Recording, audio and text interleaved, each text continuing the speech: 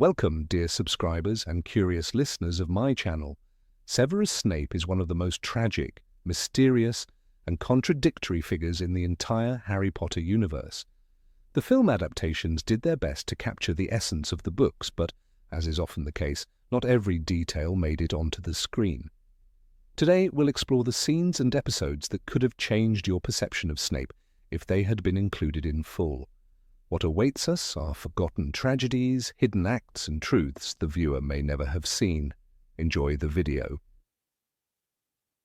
Number 1. Snape as headmaster. When Snape was appointed headmaster of Hogwarts, it seemed he had finally joined Voldemort's side. Students suffered, darkness and fear filled the halls, and sadists like Alecto and Amicus Carrow replaced former teachers. But the books reveal a different truth.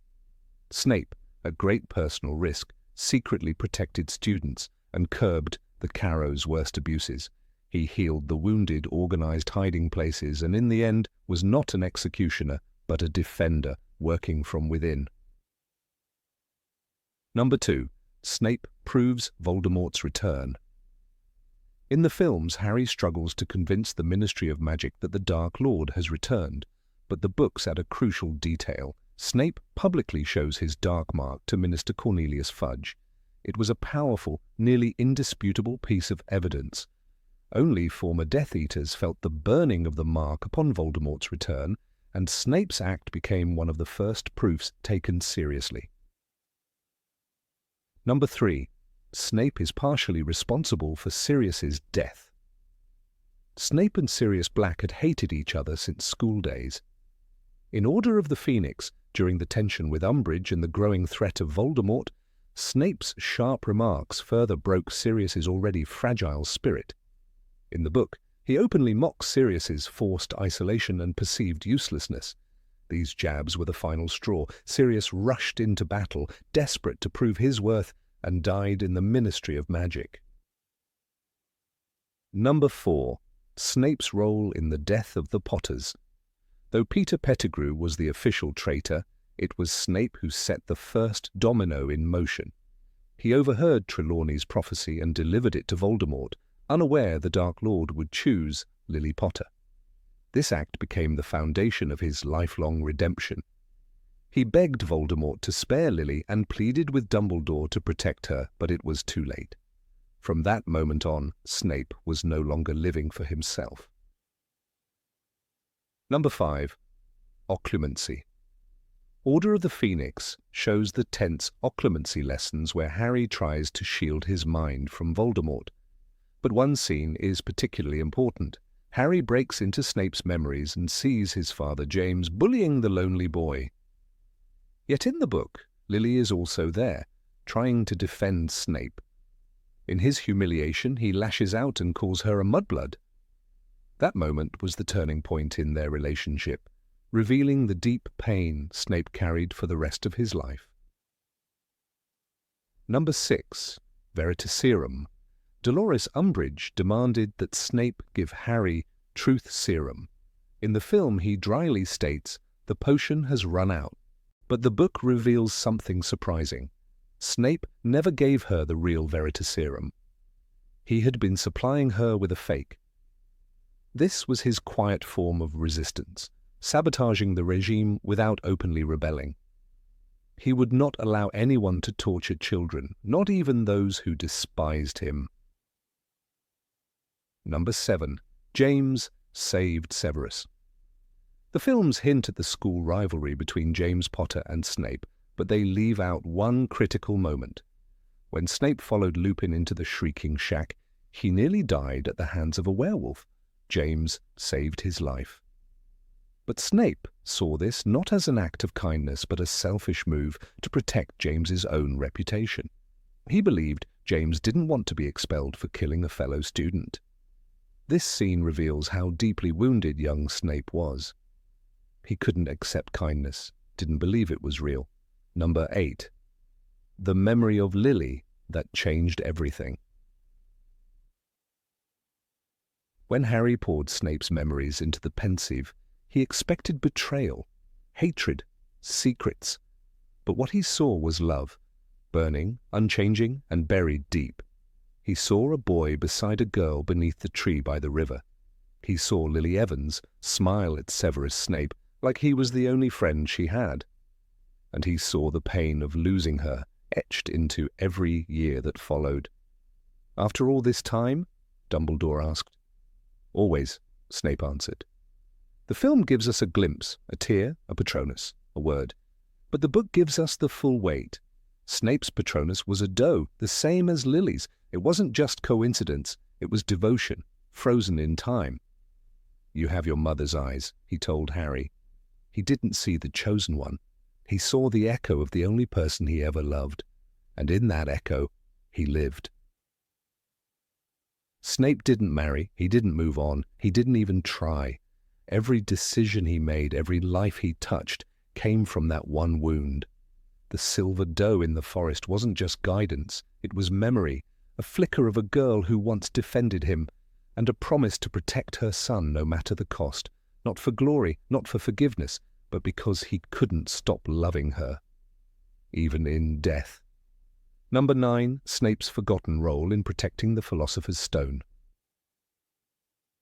Flames blocked the way forward and backward. 7 bottles stood on the table. One would let them move ahead, one would take them safely back. The rest meant poison or fire. This wasn't brute magic or dark creatures, this was Severus Snape. His challenge wasn't strength, it was logic. Only one who had studied logic could have solved the puzzle, Hermione says in The Philosopher's Stone. And she was right. Snape's test was the only one that didn't rely on magical power. No flying keys, no enchanted plants, no troll. Just a quiet room, a calm mind, and a deadly decision. He had created a riddle that forced the intruder to think like a strategist, not a warrior. Harry stood frozen. Hermione solved it, but without her they never would have reached the stone. And without Snape's trial, the protection would have had a fatal blind spot. The film cut it entirely. There was no mention of potions, riddles, or fire. Viewers missed the one test that revealed Snape's greatest strength, his intellect. He wasn't just a master of potions, he was a thinker, a planner. He didn't trust brute force, he trusted reason, and that part of him, the calculating genius beneath the black robes, never made it to the screen. Number 10. The Duel with McGonagall and His Escape. The great hall was silent as Minerva McGonagall stepped forward, wand raised, fury in her voice. "How dare you stand where he stood?" she shouted, eyes blazing with grief. The film shows Severus Snape blocking her spells, retreating through the stained glass window like a villain caught red-handed. But the book tells a different story, one of restraint, intention, and silent sacrifice.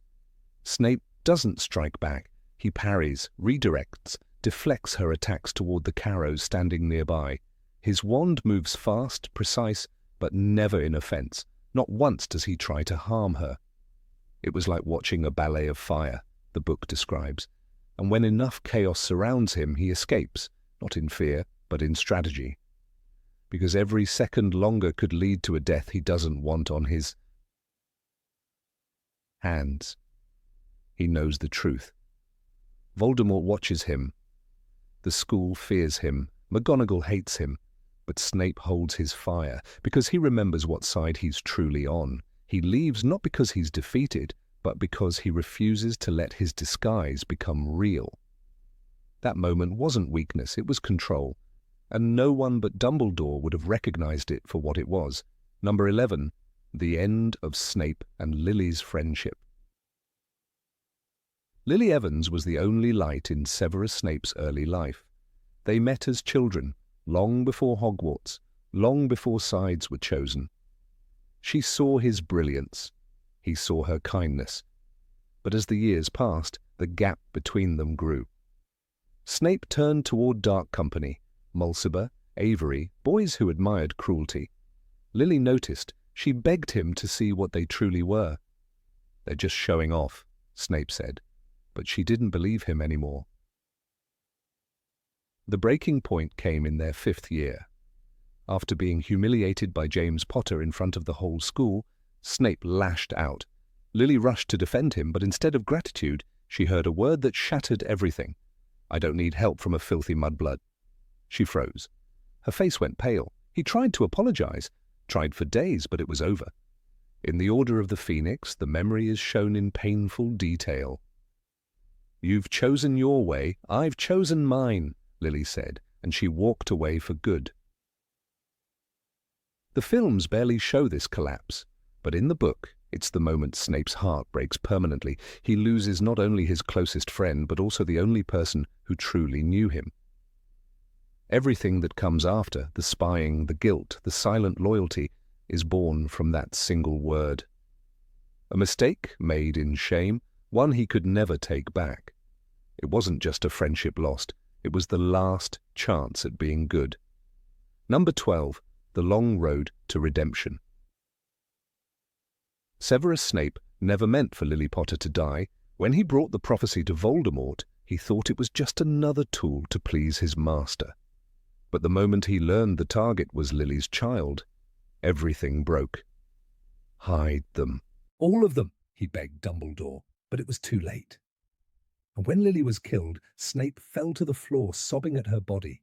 That single mistake became the scar that carved the rest of his life. He didn't run, he didn't vanish. He turned around and walked straight into danger. He became Dumbledore's spy. For years, he lived a double life, one trusted by Voldemort, the other by Dumbledore. Every moment was a lie, every day a risk. The book shows how deep that pain went. Dumbledore once asked, "You are prepared to give your life to protect the son of the woman you loved?" Snape's answer was simple. "If you tell me he is in danger, yes." Snape never asked for forgiveness. He never told Harry the truth. He didn't try to clear his name. He chose silence, secrecy, and shame, because for him it wasn't about redemption in the eyes of others. It was about keeping one promise: protect the boy, not for glory, not for thanks, but because he had once called her mudblood, because he had once watched her die, and because there was no other way to live. Number 13, The Secret of Gryffindor's Sword. In the frozen silence of the forest, Harry saw it, a silver doe. She moved like light over water, glowing in the night. He followed her without question. She led him to the frozen pond, where the sword of Gryffindor waited beneath the ice. The film treats this moment as mysterious magic, a gift from nowhere, but the book reveals the truth. It was Severus Snape. Dumbledore had trusted only one person with the task: deliver the sword, but keep your hand unseen. "You must give it to him in a manner he will accept," Dumbledore had told Snape. And Snape, alone, walked into enemy territory to complete that mission. He conjured his Patronus, the silver doe, same as Lily's, and sent it to guide Harry. "Look at me," had been his final words.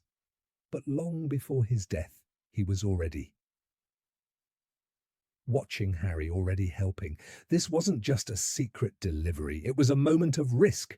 Snape had to smuggle the sword into the forest while Death Eaters watched his every move. Had Voldemort discovered him? The price would have been torture, execution, disgrace. But he never hesitated. He didn't want thanks. He didn't want Harry to know. The Patronus was his message, silent and personal. Lily's shape, his promise. Always. The films stripped that moment of its weight. They erased the hand behind the miracle. Viewers saw a boy pulling a sword from ice.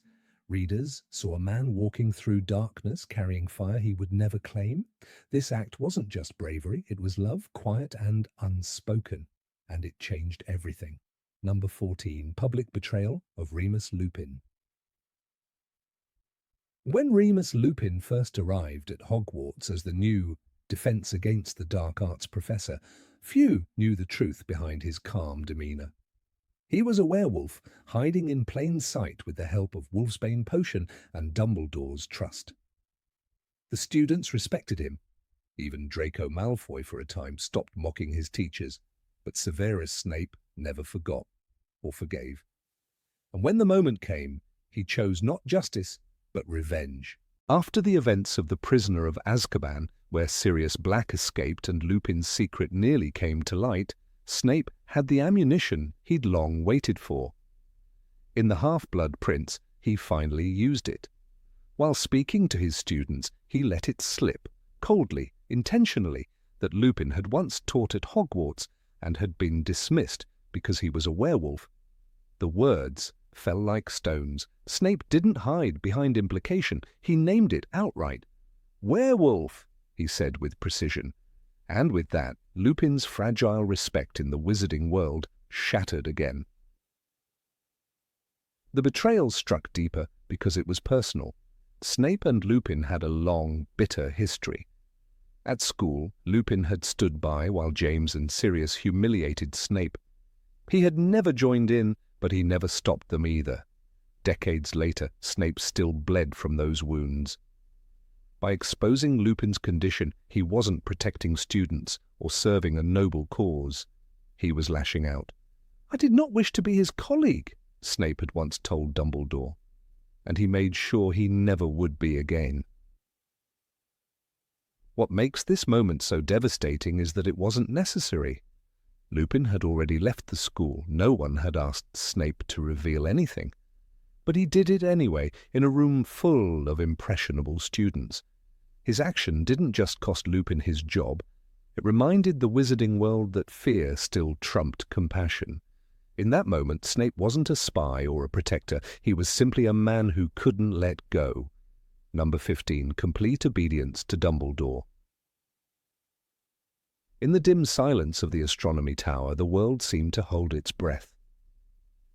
Yet for Severus Snape, this was not just another mission, not just another step in the long, winding path of double agency.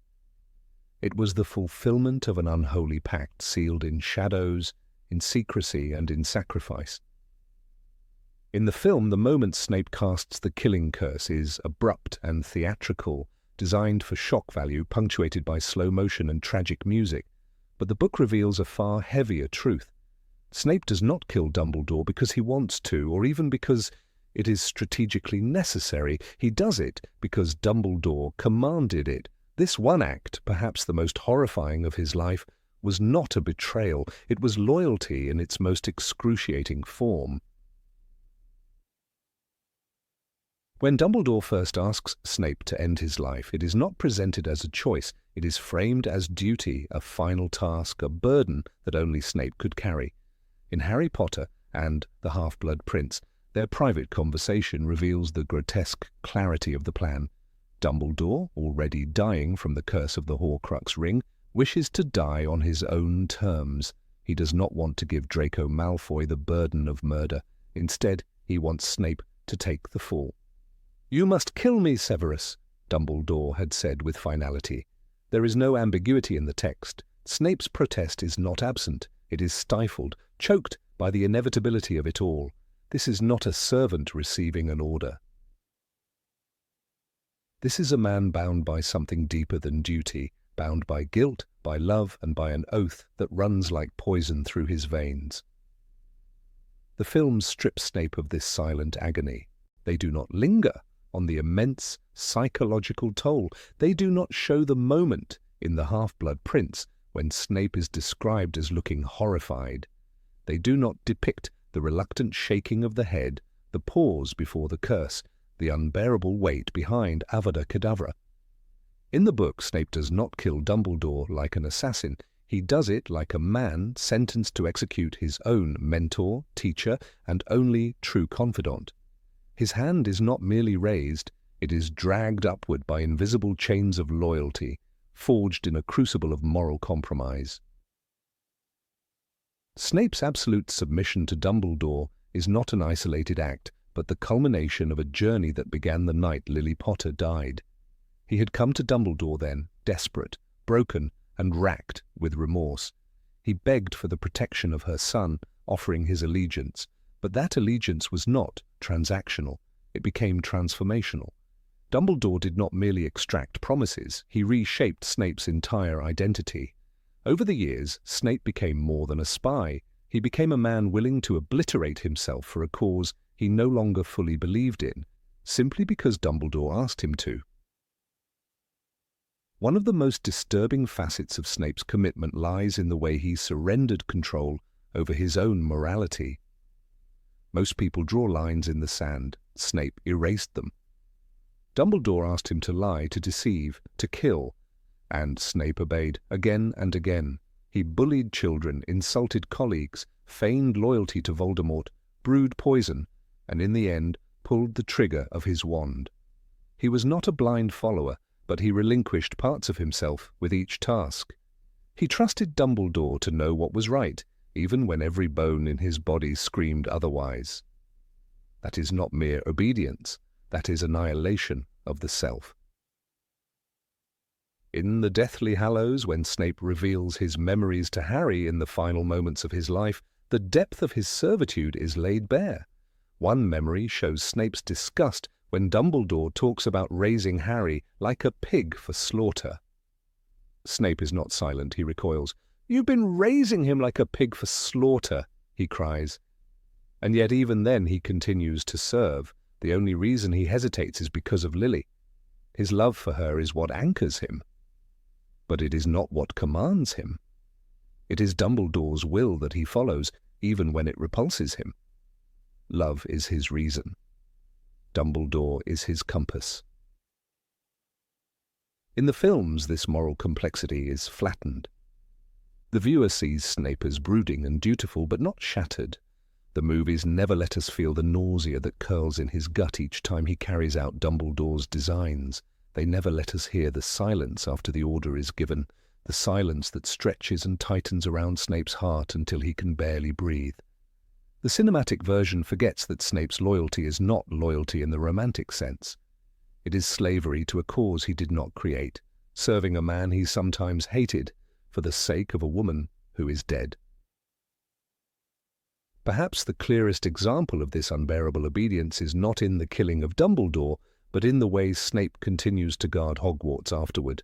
In the Deathly Hallows, he returns to the school not as its protector in the traditional sense, but as its new headmaster under Voldemort's reign. He allows the Carrows, vicious Death Eaters, to torture students.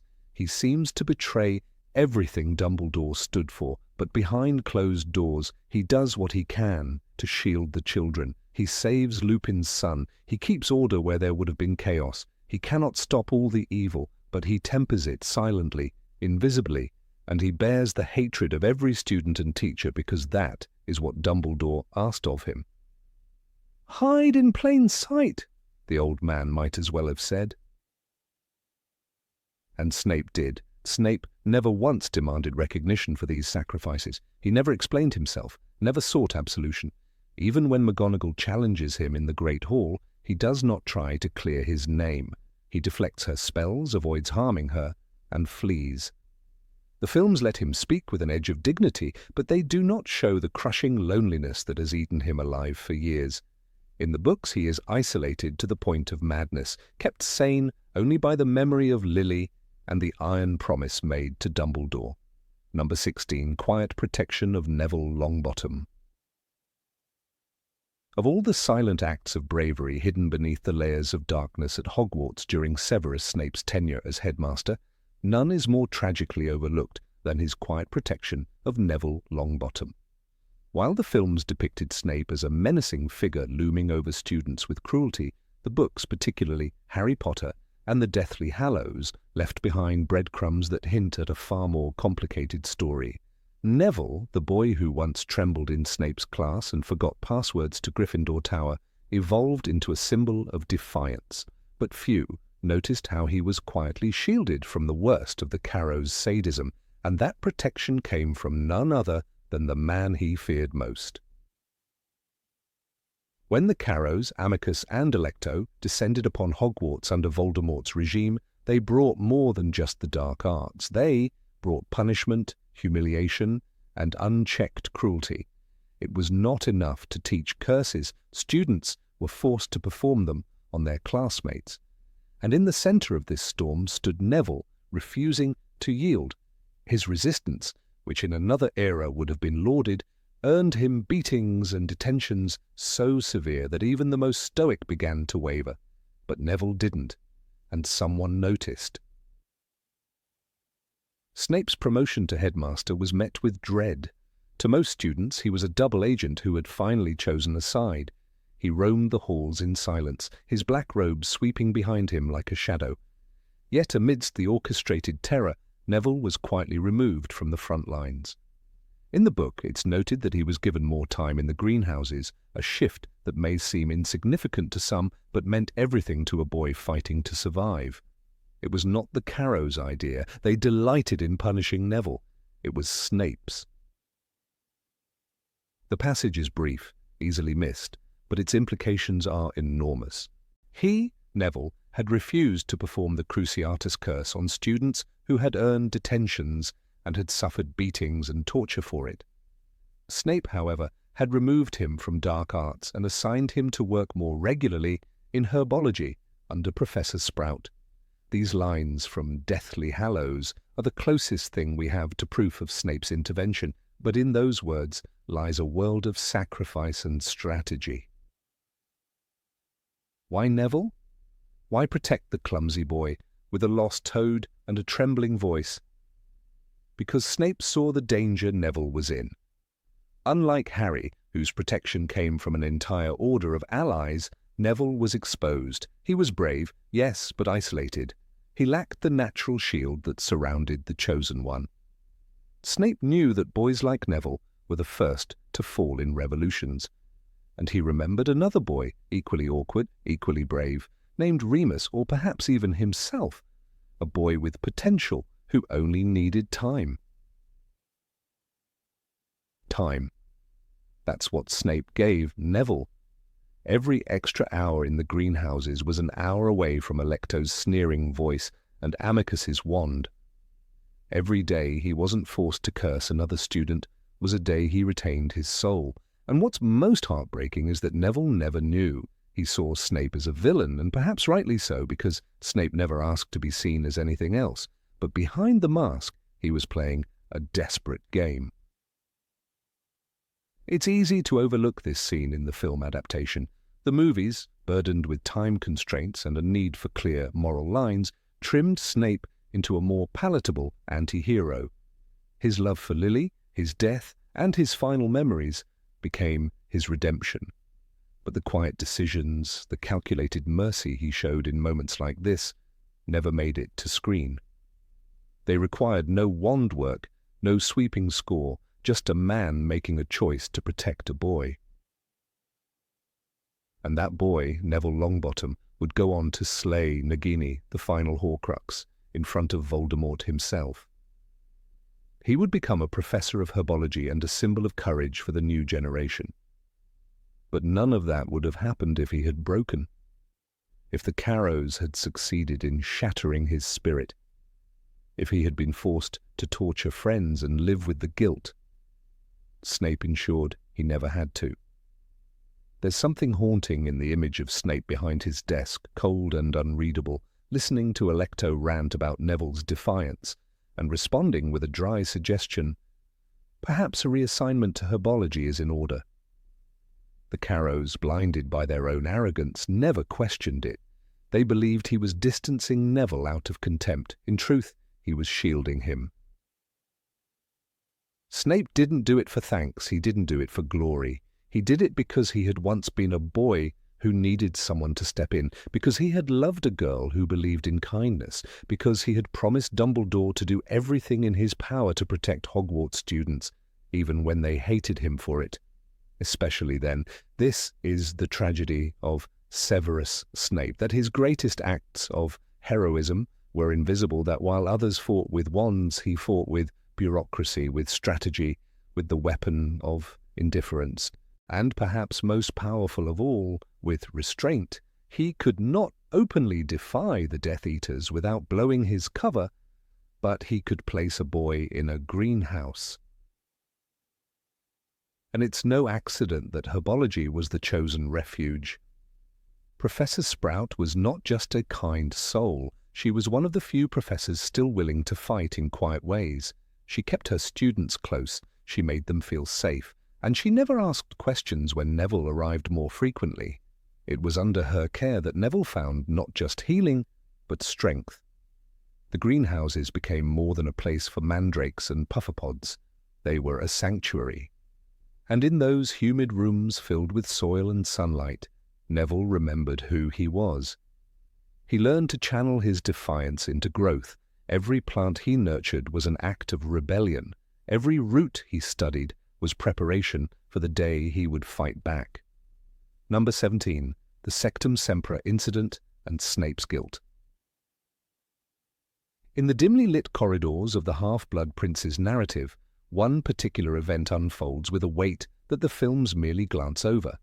The duel between Harry Potter and Draco Malfoy in the boys' bathroom, though included in Harry Potter and the Half-Blood Prince film, is stripped of its most haunting and significant layer.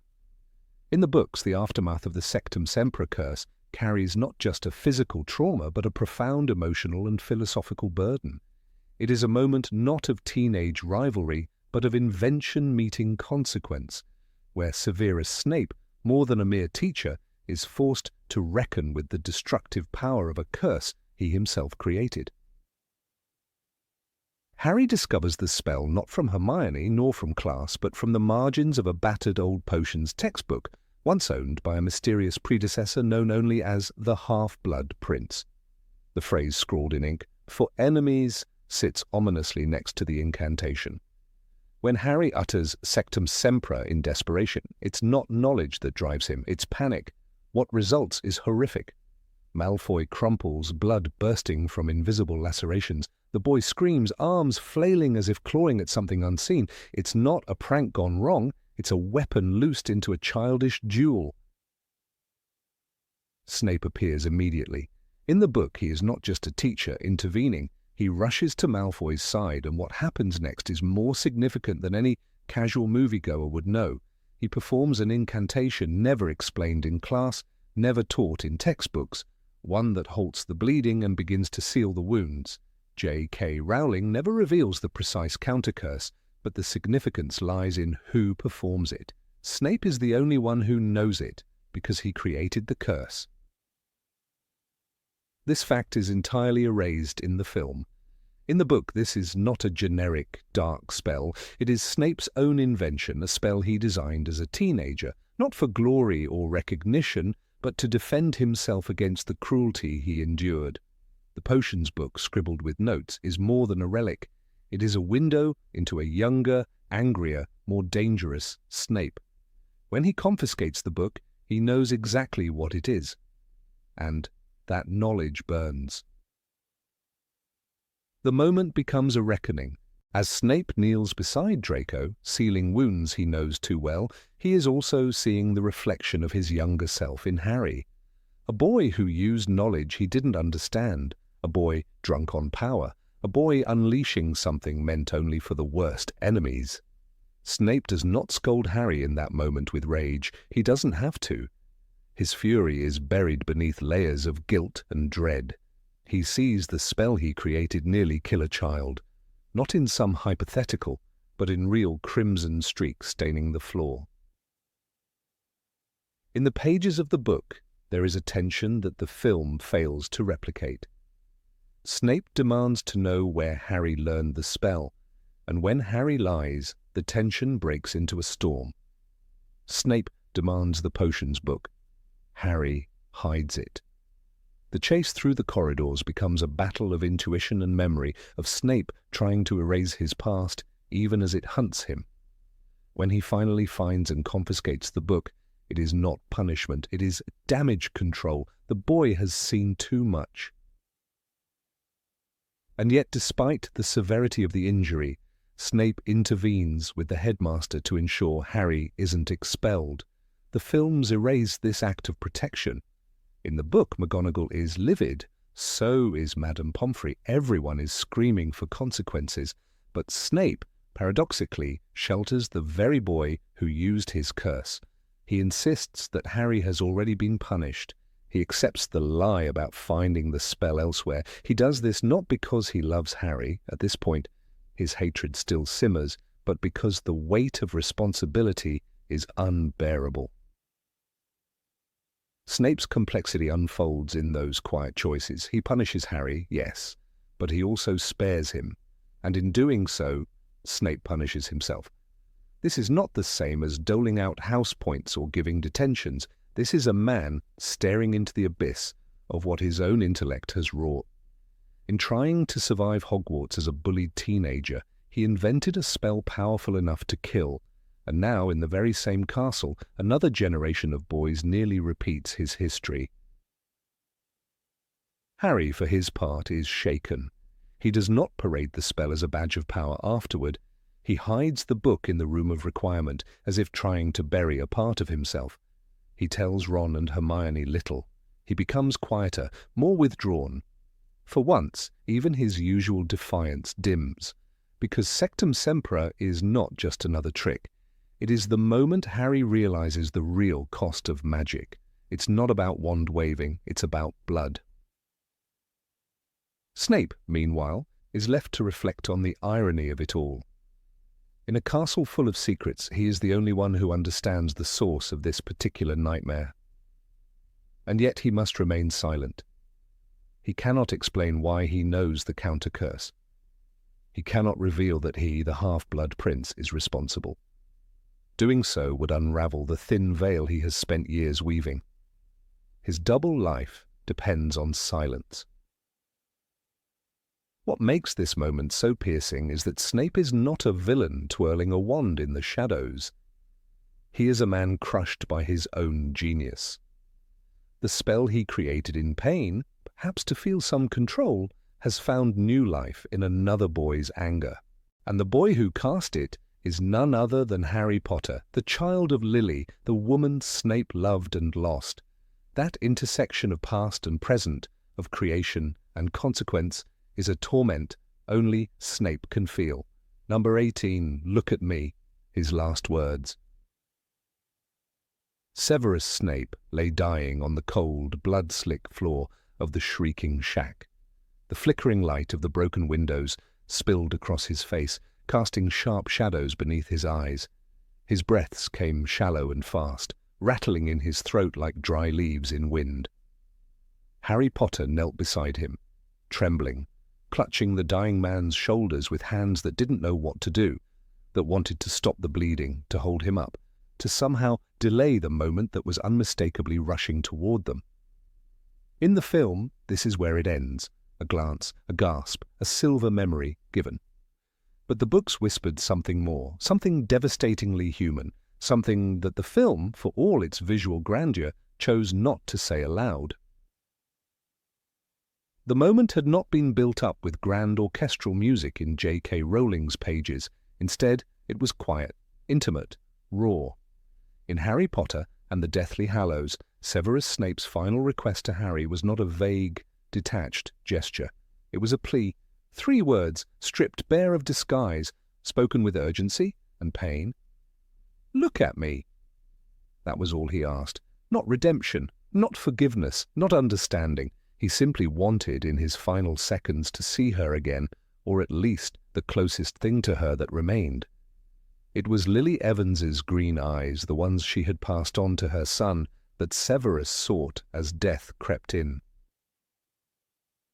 This line was not a throwaway. It was the beating heart of a lifetime's worth of sacrifice. Snape, the double agent, the spy, the feared professor with a bitter tongue and a colder stare, was never more vulnerable than in that final breath. Look at me was not just the dying whisper of a man bleeding on the floor. It was the soul of someone who had never stopped mourning. It was the ache of love turned to ashes, and ashes turned into purpose.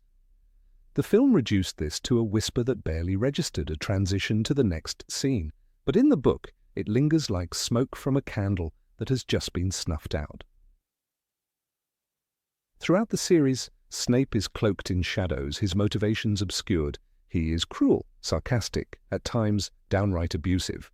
But as the layers fall away, as truths are revealed through memories, we come to see that every sneer, every threat, every moment of silent pain was rooted in one singular truth.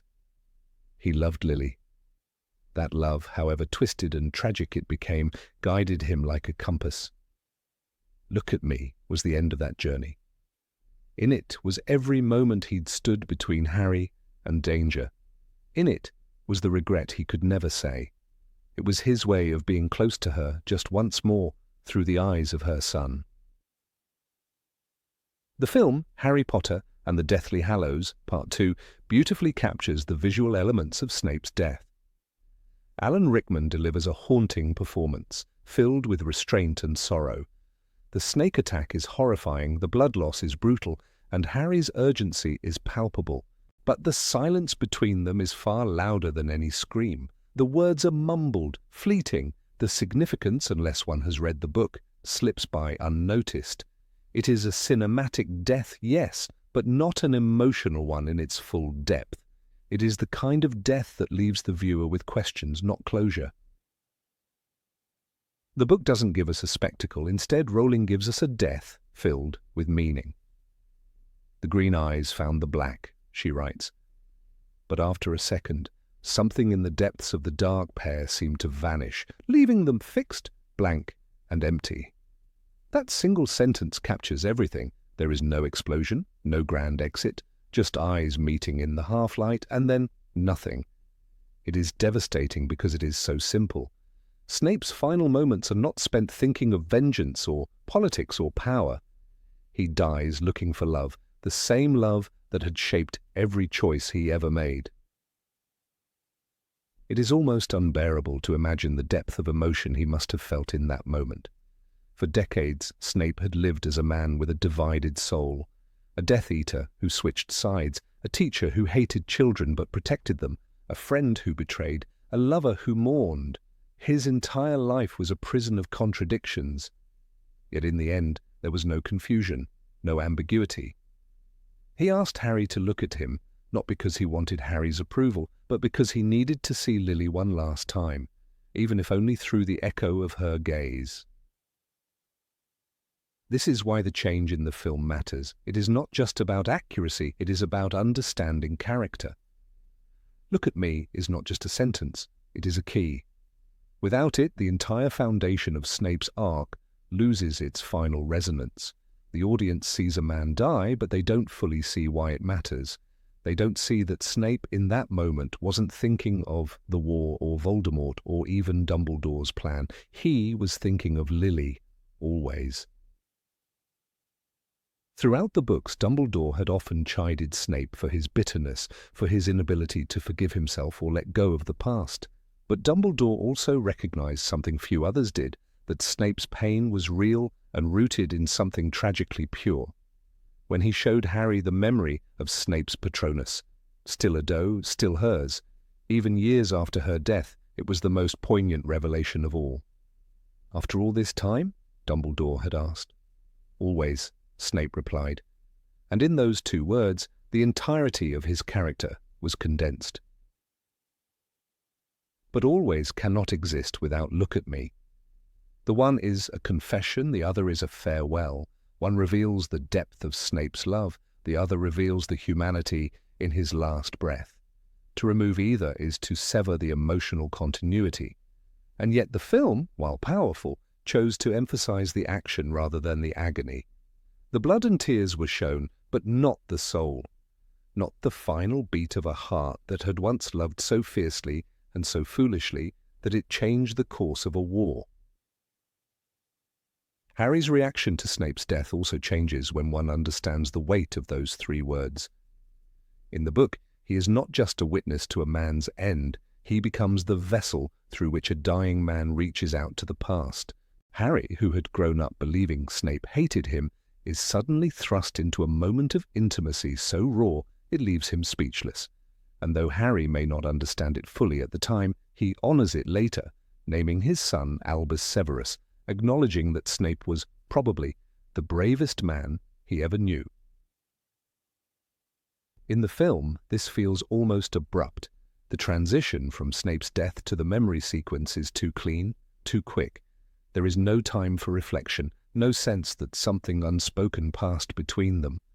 But in the book, that silence speaks volumes. Snape's request, so small and yet so infinite, lingers. It creates a pause in the chaos. The war rages on, but here, in this abandoned shack, love and grief hold sway for just a moment longer. That Harry chooses not to share Snape's final words with anyone is telling. He carries them like a secret. and perhaps that is fitting. Not all truths are meant to be shouted. Some are too sacred. Snape, who had lived behind 1,000 masks, dies with the most honest words he ever spoke. He does not ask Harry to understand, to forgive, or even to remember. He simply wants to look into Lily's eyes one last time. That, above all else, is his peace.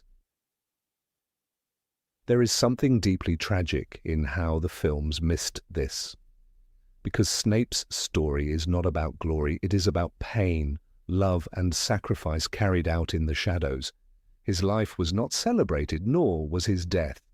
He had no monument, no crowd to mourn him, only Harry and a memory and a pair of green eyes that mirrored the woman he had lost. The choice to minimize his final request strips away the layer of intimacy that Rowling so masterfully crafted. Alan Rickman understood this even if the script did not allow the full weight to unfold. His eyes, as he lay dying, flickered with something unsaid. There was longing there, pain, maybe even love, but it was brief, almost swallowed by the pace of the scene. A viewer unfamiliar with the books might miss it entirely, and that is the real loss, because Snape's death was never meant to be just another casualty. It was a culmination, the final act in a story of unrequited devotion. Even Voldemort's betrayal of Snape becomes more painful in this context. The man who had played both sides, who had risked everything for a boy he could barely stand, is murdered not for betrayal, but for loyalty. He is killed because Voldemort misunderstands the wand, not knowing that the wand's allegiance lies with Draco Malfoy, not Snape. And Snape, who had lied and suffered and endured, dies like a pawn. A man used by everyone, understood by no one, except maybe Harry, in those last seconds. The power of literature lies in its ability to slow time, to focus on the breath between moments. Rowling did that in this scene. She made us hold our breath with Snape. The blood, the light, the pain. It all faded into the background as he asked Harry to look at him. And in that gaze there was no war, no prophecy, no magic. Only a man who had loved and lost and was finally ready to rest. When fans speak of scenes that the films failed to honor, this one often rises to the top. Not because it was flashy or epic, but because it was small and human. It was the crack in the armor, the final note in a lifelong song of longing. To omit that line was to quiet the soul of a character who had spent his life unheard. And even now those who read the books feel its echo long after the last page is turned. Number 19, the Half-Blood Prince's hidden identity. In the shadows of Hogwarts' many secrets, few are as haunting as the tale behind a battered, ink-stained potions textbook. Torn at the corners and swollen with scribbled corrections, it sat abandoned in the cupboard of the potions classroom. Harry Potter's discovery of this book in his 6th year was, at first glance, an innocent stroke of luck. It wasn't. The Half-Blood Prince's textbook became a silent mentor, whispering unorthodox tricks and obscure spells that catapulted Harry to the top of Professor Slughorn's class, and yet within its pages hid not only brilliance, but buried anguish, humiliation, and one of the most intimate fragments of Severus Snape's soul. The films, in their hurried retelling, never paused to reveal this. The name Half-Blood Prince dripped with enigma. To Harry, it was just an alias, a cool mystery surrounding a person clearly gifted in potion-making. He never imagined that the same cold, spiteful professor who haunted his school years had once been that boy. In the book Harry Potter and the Half-Blood Prince, the reveal comes much later than in the film. The story takes its time. The identity is cloaked, shrouded in tension, building until the words fall from Snape's lips with chilling finality. "But you dare use my own spells against me, Potter? It was I who invented them, I, the Half-Blood Prince." But even then, the book does more than reveal a name. It invites readers into the painful duality of Snape's life. The film version treats the title like a shallow puzzle piece, a mere code name, but J.K. Rowling sculpted it into a symbol, one that encapsulates a tormented adolescence, the sharp divide between two worlds, and the shame and pride that warred within Severus Snape. The book takes readers deeper, showing how Snape, the child of a Muggle father and a witch mother named Eileen Prince, forged the name as an identity that allowed him to exist between two worlds, both rejected, neither his. Half-blood wasn't a badge of honor. It was a scar disguised as strength. Eileen Prince had been a witch of modest skill, but her name, her identity, meant something to Snape. Naming himself after her was not random. It was reverence. She was the parent who understood him, even if imperfectly. Tobias Snape, the Muggle father, loomed as a source of rage and shame. Severus's childhood was bleak, set against the backdrop of a crumbling home in Spinner's End. That world never appears in the films, yet in the book the textures are vivid. Rowling paints a boy desperate to belong, whose only safe refuge was magic and knowledge. The potions textbook, with its meticulous notes and alterations, was more than a guide. It was Snape's silent journal, coded with his brilliance and bitterness. Harry, blissfully unaware, idolized the prince. The textbook had elevated him, even rescued him, from mediocrity. With its help, he brewed potions with such mastery that Slughorn was practically giddy. Liquid luck, Felix Felicis, came to him through this very advantage. In the classroom, Harry's success came not from study but from trust in a mysterious voice that spoke through ink. The irony becomes crushing when he learns it belonged to Snape, a man he loathed, a man whose hand he would never have taken if offered openly. That betrayal, the betrayal of admiration, is entirely skipped over in the film. But in the novel, the moment hits like a spell. Harry is appalled. The admiration he had for the book turns sour. The spells, the annotations, even the victories they brought feel tainted. For a boy who hated Snape with a child's intensity, the realization that he had unknowingly embraced Snape's guidance is devastating. There's a passage where Rowling writes, "To think that he had been walking in Snape's footsteps, using his spells, winning with his help." The bitterness is real. Harry's victory feels stolen. But why did Snape hide his identity in the first place? The book suggests more than shame. It implies pain. This wasn't just an alias, it was armor. In Hogwarts, young Severus was friendless, mocked, and ostracized. As the half-blood prince, he had control, he had genius, he had a voice in the margins of a book, if not in the hallways. The notes he left weren't for others. They were for himself, for his future. They were experiments, corrections to the inadequacies of his teachers, silent proof that he was better. He didn't want the world to know, especially not Harry. The irony stings deeper when we remember that Harry's own mother, Lily, had once been the closest person to Severus. She too had seen his brilliance, but recoiled from the darkness he began to embrace. Snape's descent into Slytherin ideology and his fascination with the dark arts cost him her friendship. That personal ruin adds layers to his silence. To admit to being the prince was to open a door to a past filled with betrayal, grief, and irreversible choices. In the book, the prince is a ghost of who Snape once was, before he became the man Voldemort trusted and Dumbledore forgave. The absence of this emotional labyrinth in the films makes Snape's story flatter, more cryptic than tragic, but in the novel, his silence about the book, his refusal to claim credit, is drenched in vulnerability. It is one of the few things that remain wholly his. Even Dumbledore never mentions it, perhaps because he knows that to force Snape to explain would be to reopen wounds never fully closed. The title Half-Blood Prince is not a secret for others to discover. It's a relic of a shattered identity, a tribute to a boy who had nothing but his mind. In one of the most poignant ironies of the story, Harry eventually hides the book. After injuring Draco Malfoy with a spell he found within its pages, Sectumsempra, a curse designed by Snape, He realizes the power within the book is dangerous. He hides it in the room of requirement, placing a false bust atop it and marking it with a tiara. The metaphor is unspoken but striking. He entombs the prince as if laying to rest someone both beloved and feared.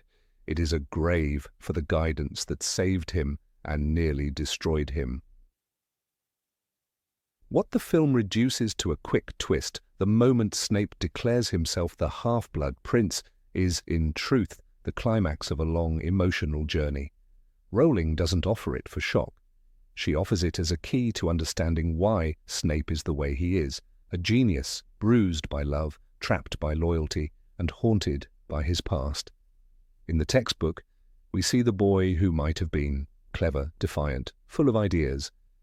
The same boy who once dreamed of being something more before the world ground him into the bitter man Harry knew. The prince's notes reflect a boy constantly improving upon flawed systems, instructions corrected, shortcuts devised, spells rewritten. This was Snape's rebellion against mediocrity. It's no wonder that his potions owls were top of his year. His genius didn't come from teachers, but from pushing beyond them. In rewriting the book, Snape was rewriting his destiny. That story deserved more than the few seconds of screen time it received. It deserved the weight Rowling gave it, the tragedy she built word by word. When Harry throws the name away in disgust, it mirrors Snape's own rejection of the self he once was. He became a Death Eater, chasing power, but not without leaving behind the prince. Or so he tried. The truth is that name never left him. It lingered in every potion he brewed, in every grudge he nursed. And perhaps when he saw Harry excelling because of the book, there was a flicker of the old boy in him, a flash of pride, a ghost of the prince still alive. Even Dumbledore never brings up the prince. He respects Snape's boundaries, or perhaps he fears the fragile peace they've built. This silence is itself revealing. In the wizarding world where names hold power, Half-Blood Prince was a name that healed nothing. It was a monument to loss of family, of love, of identity. When Snape whispers his last words, "Look at me," he's not the prince anymore. He's Severus, but the prince is buried there, just beneath the skin. The boy who rewrote potion recipes could never rewrite his own story. That's the tragedy. He gave Harry the tools to win, to thrive, even to kill. But Harry never knew who handed them to him until it was too late. The book becomes a metaphor for Snape's life, powerful, brilliant, and ultimately misunderstood. Its margins were filled with genius, yes, but also with longing. Every corrected line was a rejection of authority, of failure, of being overlooked. Every spell a protest against invisibility. In the end, Harry names his son after Severus, one of the bravest men I ever knew. But he never speaks of the half-blood prince. That part remains buried, and perhaps that's as Snape would have wanted. His legacy, fractured as it is, lives on not in titles but in sacrifice. But for those who read the book, not the film, it's impossible to forget the scribbles in the margins, the ghost of a boy who tried to matter, who tried to be someone else. The textbook, once a treasure, becomes a relic of sorrow. The knowledge it gave Harry came at a cost, understanding of a man he never tried to know. The films denied viewers that complexity, that heartbreak.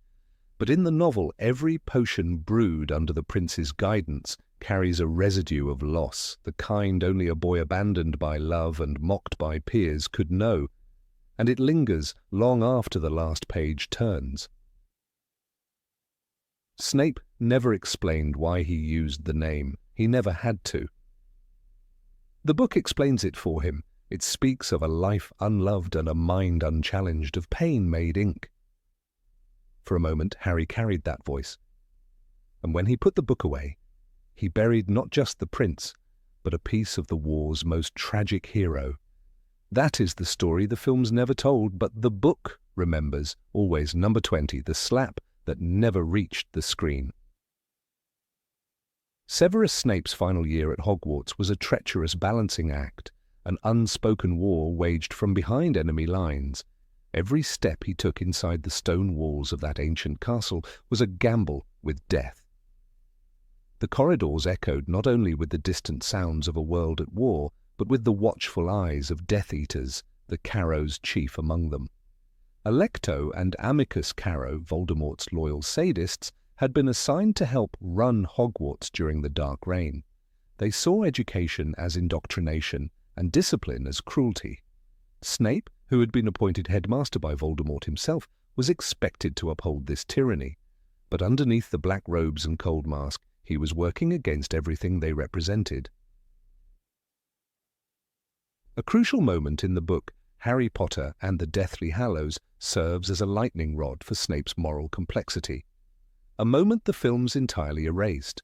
One that, had it been shown on screen, might have forever reshaped the perception of his character. It happened shortly before the final battle.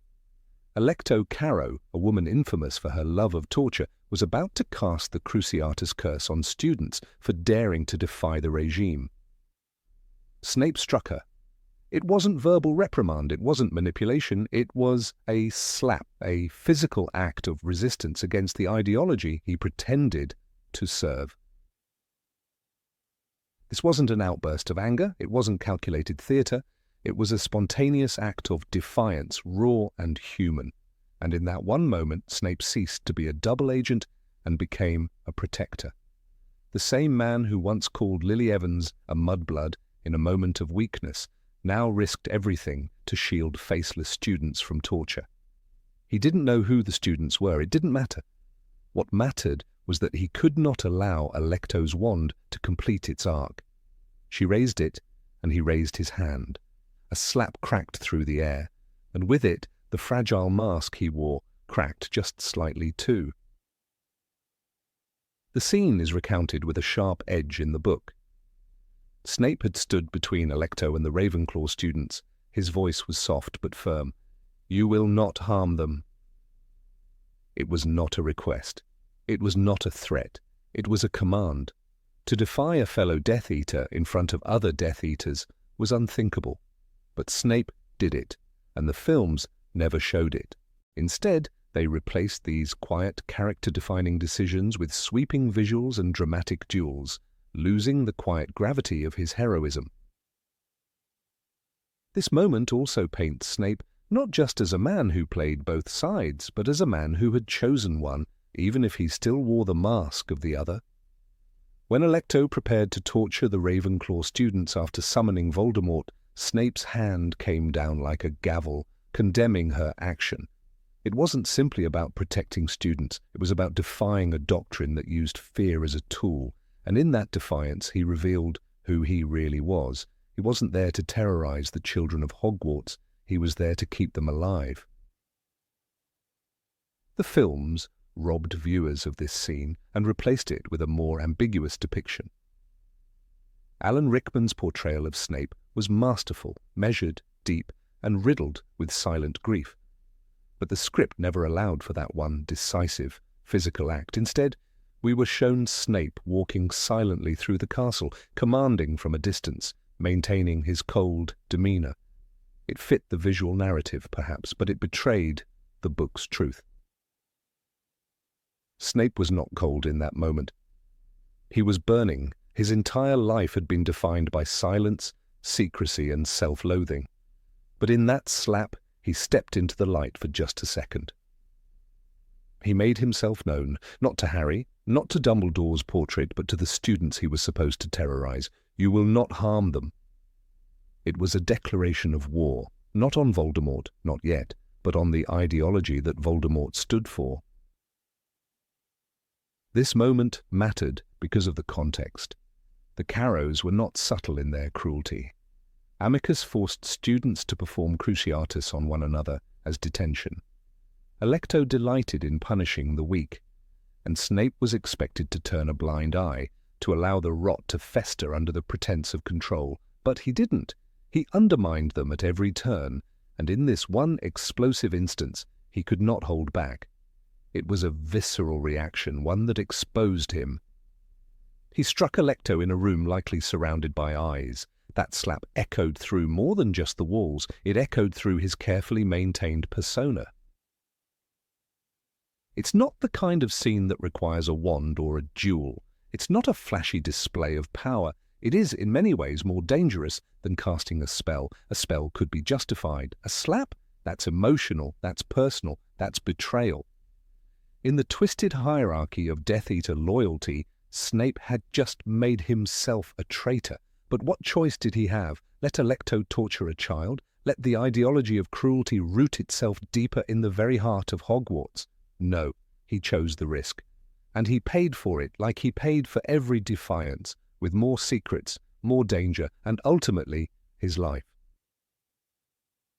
This moment, ignored by the films, is one of the most human in the entire series. It does not rely on special effects. It doesn't need a slow-motion battle or a swelling score. It is just a man in a room watching someone about to commit an atrocity and refusing to allow it. There is something deeply raw in that, something deeply redemptive. Snape, who once stood by and watched horrors unfold, who once begged Voldemort to spare only one life, had finally come to a point where he protected without calculation. In the book, this scene is a turning point. It shows the cost of resistance, even for someone like Snape. It is easy to see him as a chess player, always 3 moves ahead, but in this scene, he wasn't playing chess, he was simply reacting. His instincts were no longer aligned with the Death Eaters. His soul, whatever remained of it, pulled him in a different direction. And the fact that he struck Alecto is more than a gesture, it is a confession, a silent one, a scream buried in flesh. The symbolism of that moment runs deep. Alecto represented everything that was wrong with Voldemort's new Hogwarts, cruelty masquerading as discipline, ideology enforced through pain. By striking her, Snape struck at the core of the regime he pretended to serve. It was not enough to sabotage in secret. Sometimes resistance had to be visible, it had to hurt, and it had to risk everything. There is a tragic irony in the omission of this scene from the films. Fans who watched the movies but never read the books will never know that Snape, the feared headmaster, once stood between a Death Eater's wand and a student's body. They will never hear his voice say, "You will not harm them." They will never see the look on Alecto's face, not of pain, but of betrayal, and they will never understand how deeply alone Snape was in that moment. Alone, but still choosing to do what was right. What makes this scene even more powerful is that it isn't performed for anyone's benefit. Harry isn't watching, Dumbledore isn't alive, there is no audience to impress. Snape doesn't expect applause, he doesn't expect thanks, he likely expects retaliation. But he does it anyway. That's not just bravery, that's conviction. It's a man finally living by the principles he buried with Lily's body. This act also deepens the divide between Snape and the Carrows, and it creates an unsustainable tension in Hogwarts. Every moment after that becomes more dangerous for Snape. He is no longer playing the part well. The Death Eaters smell weakness, they whisper, they watch, they wait, and still, Snape continues his silent rebellion, sabotaging where he can, protecting when he must. He is a man suffocating under his own secrets, and yet in that one slap, he breathes. The absence of this moment from the film is more than a missed opportunity. It is a misrepresentation of Snape's character. Without it, we are left with a portrait too grey, too cold, too impersonal. With it, we see a flicker of fire. We see the man who loved deeply, hated himself for it, and truly tried to be better, even if it cost him everything. It was never about redemption, it was about duty. A quiet, painful duty to protect what innocence still remained. It is a scene that speaks volumes without a single line of exposition. A scene that could have taken less than a minute of screen time, but would have added infinite depth, the kind of moment that reveals a man's heart, not through what he says, but through what he cannot allow to happen. And Snape could not allow a child to be tortured, even if it meant revealing himself. even if it meant falling. In the end, Snape dies alone, his truth revealed only after death. But the students he protected, the ones who never even knew his name beyond headmaster, were spared that day, because he raised his hand, because he struck Alecto Carrow, because in that brief, forgotten moment he remembered what it meant to be human, and that, more than any wand, more than any potion, was his greatest magic. Number 21, Snape's life of isolation after Lily's death.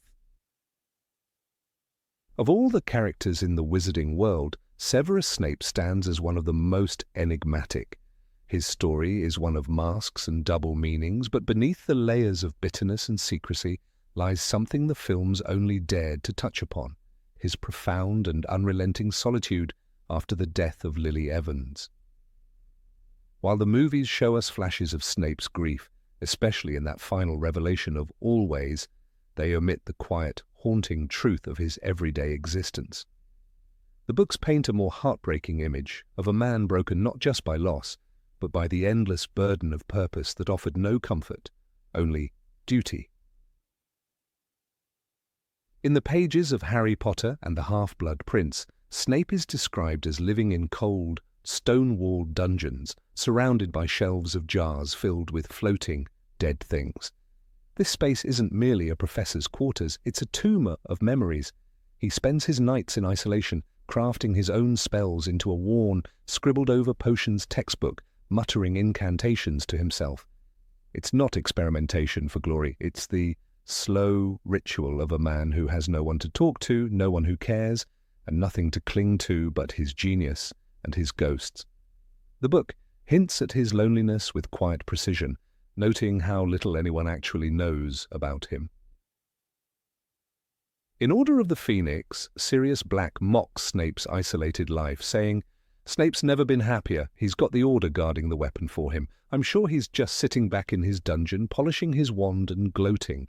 It's meant as a jest, but the reality is far bleaker. Snape is sitting in his dungeon, just not in triumph. He's there because he has nowhere else to be. He's not a friend to anyone in the Order, not truly. He's a tolerated necessity, never embraced, never trusted. His every interaction with members of the Order is tinged with disdain or suspicion. His nights are not filled with laughter or companionship, but with silence and shadows." Filmmakers missed the aching silence of Snape's private world. They gave us his flashbacks, but they didn't show us his days, the moments where he walks the empty halls of Hogwarts long after curfew, his footsteps echoing like a ghost through the stone corridors. They didn't show him sitting alone in his quarters, staring into the flames, with a bottle of fire whiskey untouched beside him, remembering the sound of Lily's laughter. They didn't show him carefully brewing the wolfsbane potion for Remus Lupin, knowing that the kindness would never be acknowledged, knowing that it was his own strange way of making amends, for Lily, for James, for everything. In the books we learn that Snape created spells, not just improved them, but invented them. Sectumsempra, Levicorpus, Muffliato. He etched them in the margins of a schoolbook, a battered thing that no longer looked like it belonged to any syllabus.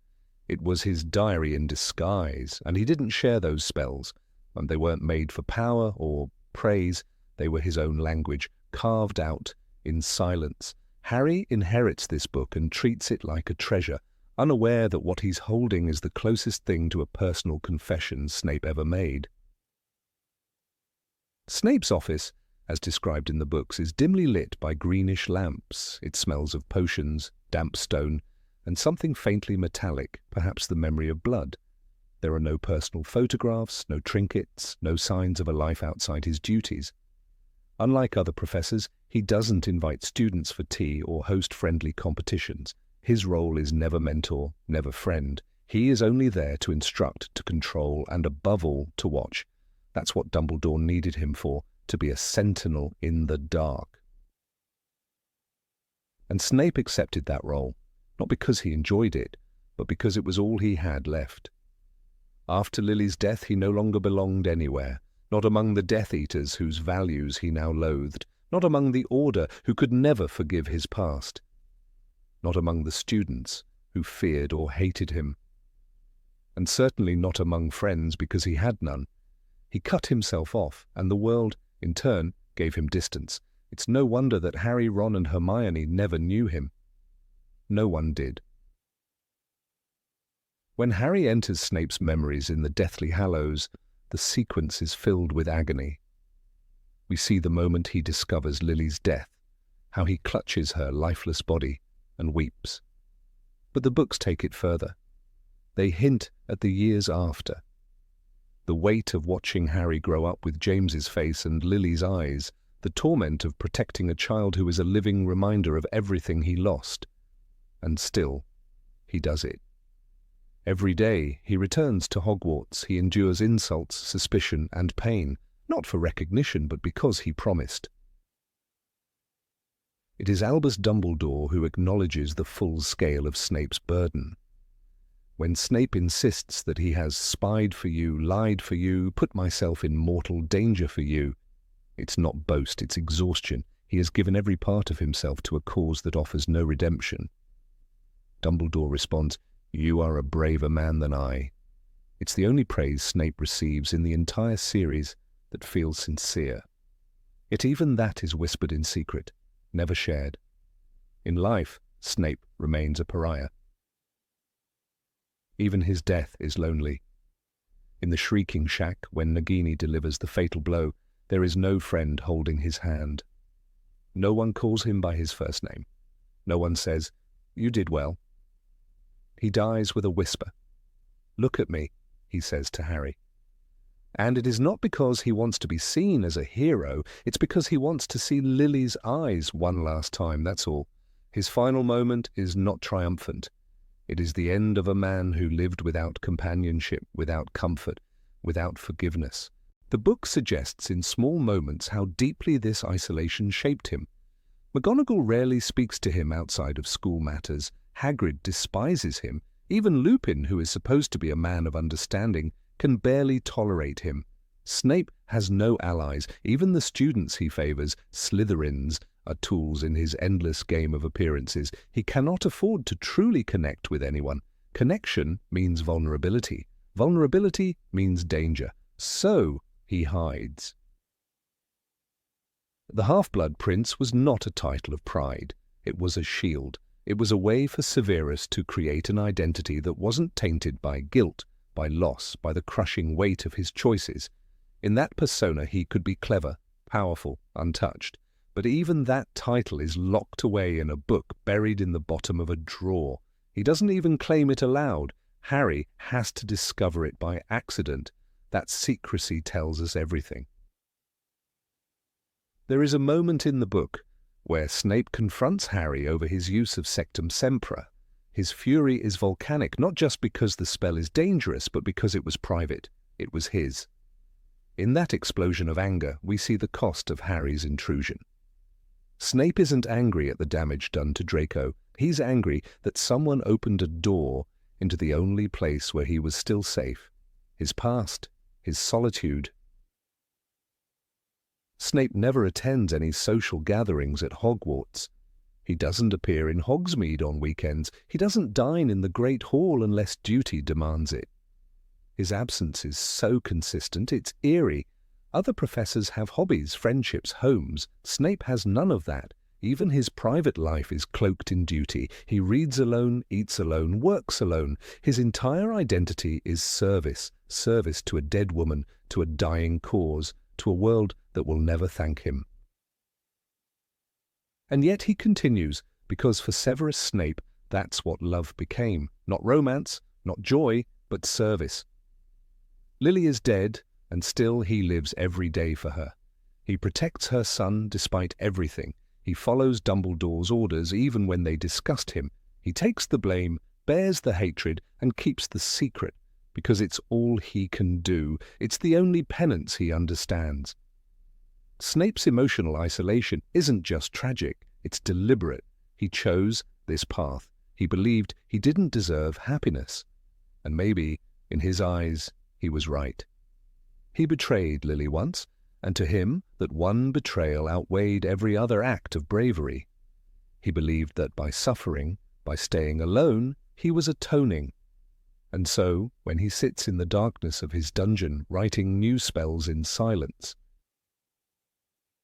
it's not madness, it's mourning. In the film adaptation of The Half-Blood Prince, we are shown Snape agreeing to the unbreakable vow. We are shown his grim expression, his silent acceptance. But we are not shown what happens afterward, how he walks back to his chambers, locks the door, and perhaps collapses into the chair where he once whispered Lily's name into the night. We are not shown the toll it takes to plan Dumbledore's death, to carry that horror alone. The book suggests that even Dumbledore, with all his wisdom, underestimated Snape's capacity for sacrifice. It wasn't just Lily's love that defined him. It was the absence of love, a void so deep that it reshaped his entire existence. And still, Snape filled that void with duty. He carved out a place in the world not through affection, but through endurance, through pain. When Harry names his son Albus Severus, he tells him that Snape was the bravest man I ever knew. But Harry never really knew Snape. None of them did. They knew the professor, the spy, the half-blood prince, but not the man who sat alone in a dungeon for decades, scribbling spells and drinking tea that always went cold. That man was invisible, and that's what makes his story so devastating. He lived and died alone. And no one noticed until it was too late. Number 22, a hero with no recognition. Of all the characters in the Harry Potter saga, none embodies silent sacrifice more deeply than Severus Snape. His entire arc is built on decisions made in the shadows, heroism executed without fanfare, and a lifetime of isolation fueled by complex regret. But when the dust settled after the Battle of Hogwarts, Snape's name did not appear on any banners, no speeches were made in his honor, and no memorial bore his face. The films, in particular, gloss over this glaring omission. They offer a brief, poignant scene of Harry referring to Snape as the bravest man I ever knew, but only in private, away from crowds, without explanation or fanfare. And though the books grant us a glimpse into Snape's tortured past through the pensive, the world he saved continues to remember him as a villain. This unacknowledged sacrifice is perhaps the greatest moral test embedded within the story. Are we willing to be heroes even if the world never sees it? Snape's journey was not one of glory but of relentless moral compromise. After joining the Death Eaters out of a desperate desire to belong and a fascination with dark magic, he witnessed the consequences of his allegiance. It wasn't until he learned that Lord Voldemort intended to murder Lily Potter, the only person he had ever truly loved, that he switched sides. And even then his motivations weren't pure. He did not ask Dumbledore to protect the Potters because it was the right thing to do, but because it was Lily. Yet the depth of this moment lies not in why he chose to help, but in the fact that he never stopped. After Lily's death, Snape could have walked away. Instead, he chained himself to a penance that would define the rest of his life. Serving as a double agent under Voldemort's nose was a task few could survive. Snape did more than survive. He manipulated, deceived, and endured psychological torture for years.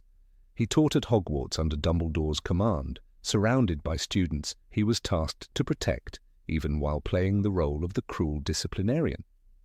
He kept Harry alive through numerous attempts on his life, all while maintaining the illusion of indifference, or, worse, hostility. In The Half-Blood Prince, he takes the unbreakable vow with Narcissa Malfoy, promising to protect Draco and complete the task assigned to him, to kill Dumbledore. The films frame this as a shocking betrayal, and even the book leaves readers in suspense until the truth is revealed. But the vow is another link in the chain of self-sacrifice. Snape knew that to preserve his cover, to protect Draco from becoming a murderer, and to fulfill Dumbledore's plan, he had to bear the burden of yet another unforgivable act. One of the most significant omissions from the films is the extent to which Snape protected students during Voldemort's reign at Hogwarts.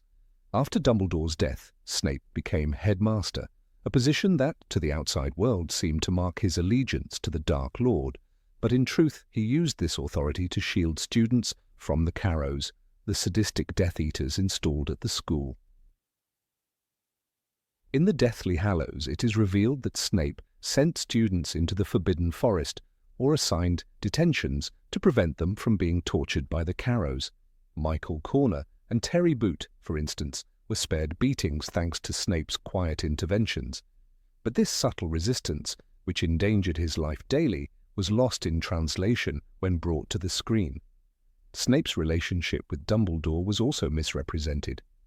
The films reduce it to a few cryptic conversations, but the books reveal a long, deeply strategic partnership based on trust, frustration, and shared guilt.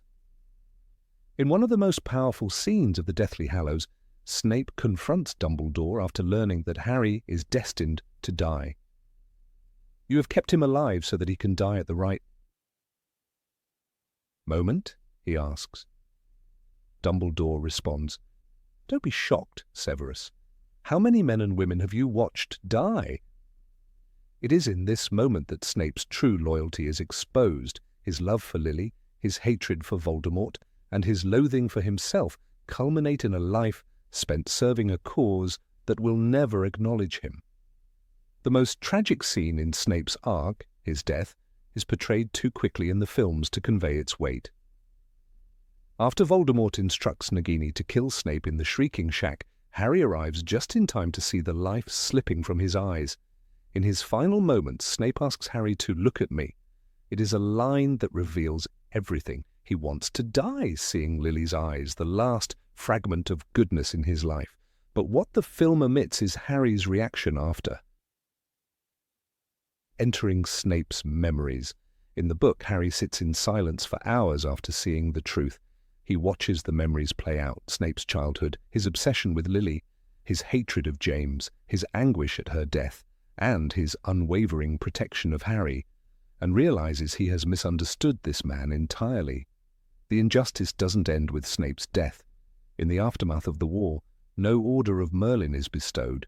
No ministry edict clears his name. Hogwarts doesn't hang his portrait among the honored headmasters. And worse, many still believe him to be a traitor.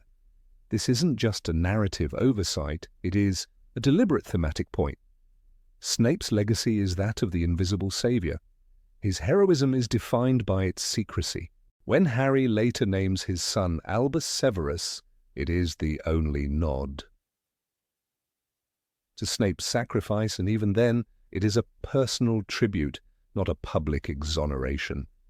Harry's words, "He was the bravest man I ever knew," are spoken to his son, not to the wizarding world. He doesn't write a book, he doesn't petition the ministry. Perhaps he feels that Snape would not want the attention, or perhaps the truth is too uncomfortable.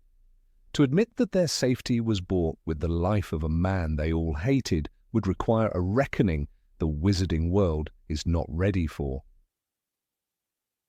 Snape's unrecognized efforts also raise the question of what it means to be good. He is not likable, he is not kind, he is petty, vindictive, and cruel to students like Neville Longbottom and Hermione Granger. He mocks Harry, revels in power, and often behaves in ways that contradict our image of a hero. Yet in every critical moment he chooses the path of sacrifice. He does not enjoy doing the right thing, he simply does it again and again until it kills him. And in doing so, he forces us to reconsider the shallow definitions of heroism we've been taught. This complexity is what makes his arc so powerful. The lack of recognition becomes a kind of poetic justice. If Snape had been celebrated, if he had been redeemed in the public eye, the depth of his sacrifice would be diminished.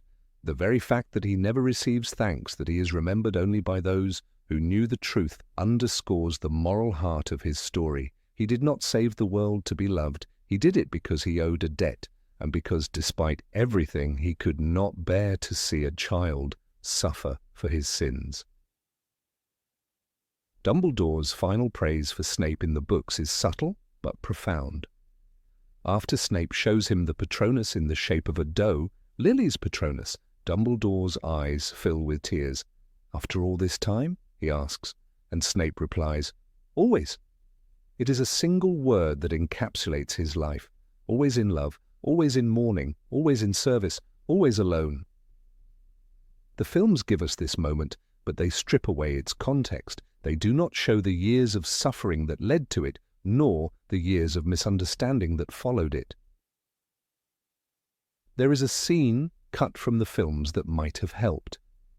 In the Deathly Hallows after Voldemort's downfall, Harry repairs his wand with the Elder Wand and places the latter back in Dumbledore's tomb. In that moment, he thinks of all those who died for him: Fred, Lupin, Tonks, and even Snape. He reflects not just on their bravery, but on the weight of their deaths. This reflection never makes it to screen, and in losing it, we lose part of the emotional resolution of the series. The story ends, but Snape remains buried under suspicion and silence. Even within the narrative, few characters ever learn the truth. McGonagall is never told, the surviving students never know. The Order of the Phoenix, those who might have fought beside Snape if they'd known his real allegiance, continue to remember him as the traitor who killed Dumbledore. It is a testament to how deeply secrecy shaped his life. Everything he did was for others, yet no one was allowed to know.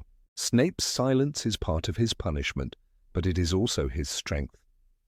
He endured humiliation, hatred, and loneliness without breaking. He returned to Voldemort's side, knowing he might be killed at any moment. He walked the halls of Hogwarts as a pariah to keep its students alive, and he died with no last words, no audience, no glory, just a memory, placed into Harry's hands to be seen by a single pair of eyes. Even years later, Snape's story remains controversial. Some readers argue he doesn't deserve forgiveness. Others believe he is the true hero of the series. What is undeniable, however, is the courage it took to live his life, to wake up every day knowing the world hates you and still choose to protect it. That is bravery of the highest order, and that is what makes the absence of recognition so haunting. It is easy to honor those who fight in the open. It is harder to remember those who bled behind enemy lines with no anthem, no uniform, and no hope of gratitude. Severus Snape was one of them, and though the films chose to sidestep his legacy, the books quietly demand that we never forget. Not because he was perfect, but because he was human, flawed, damaged, and still willing to do what was right. Snape's story forces us to ask, would we do the same? Would we suffer a lifetime of hatred for a moment of redemption that might never come? Would we be content to save others, knowing they would never thank us?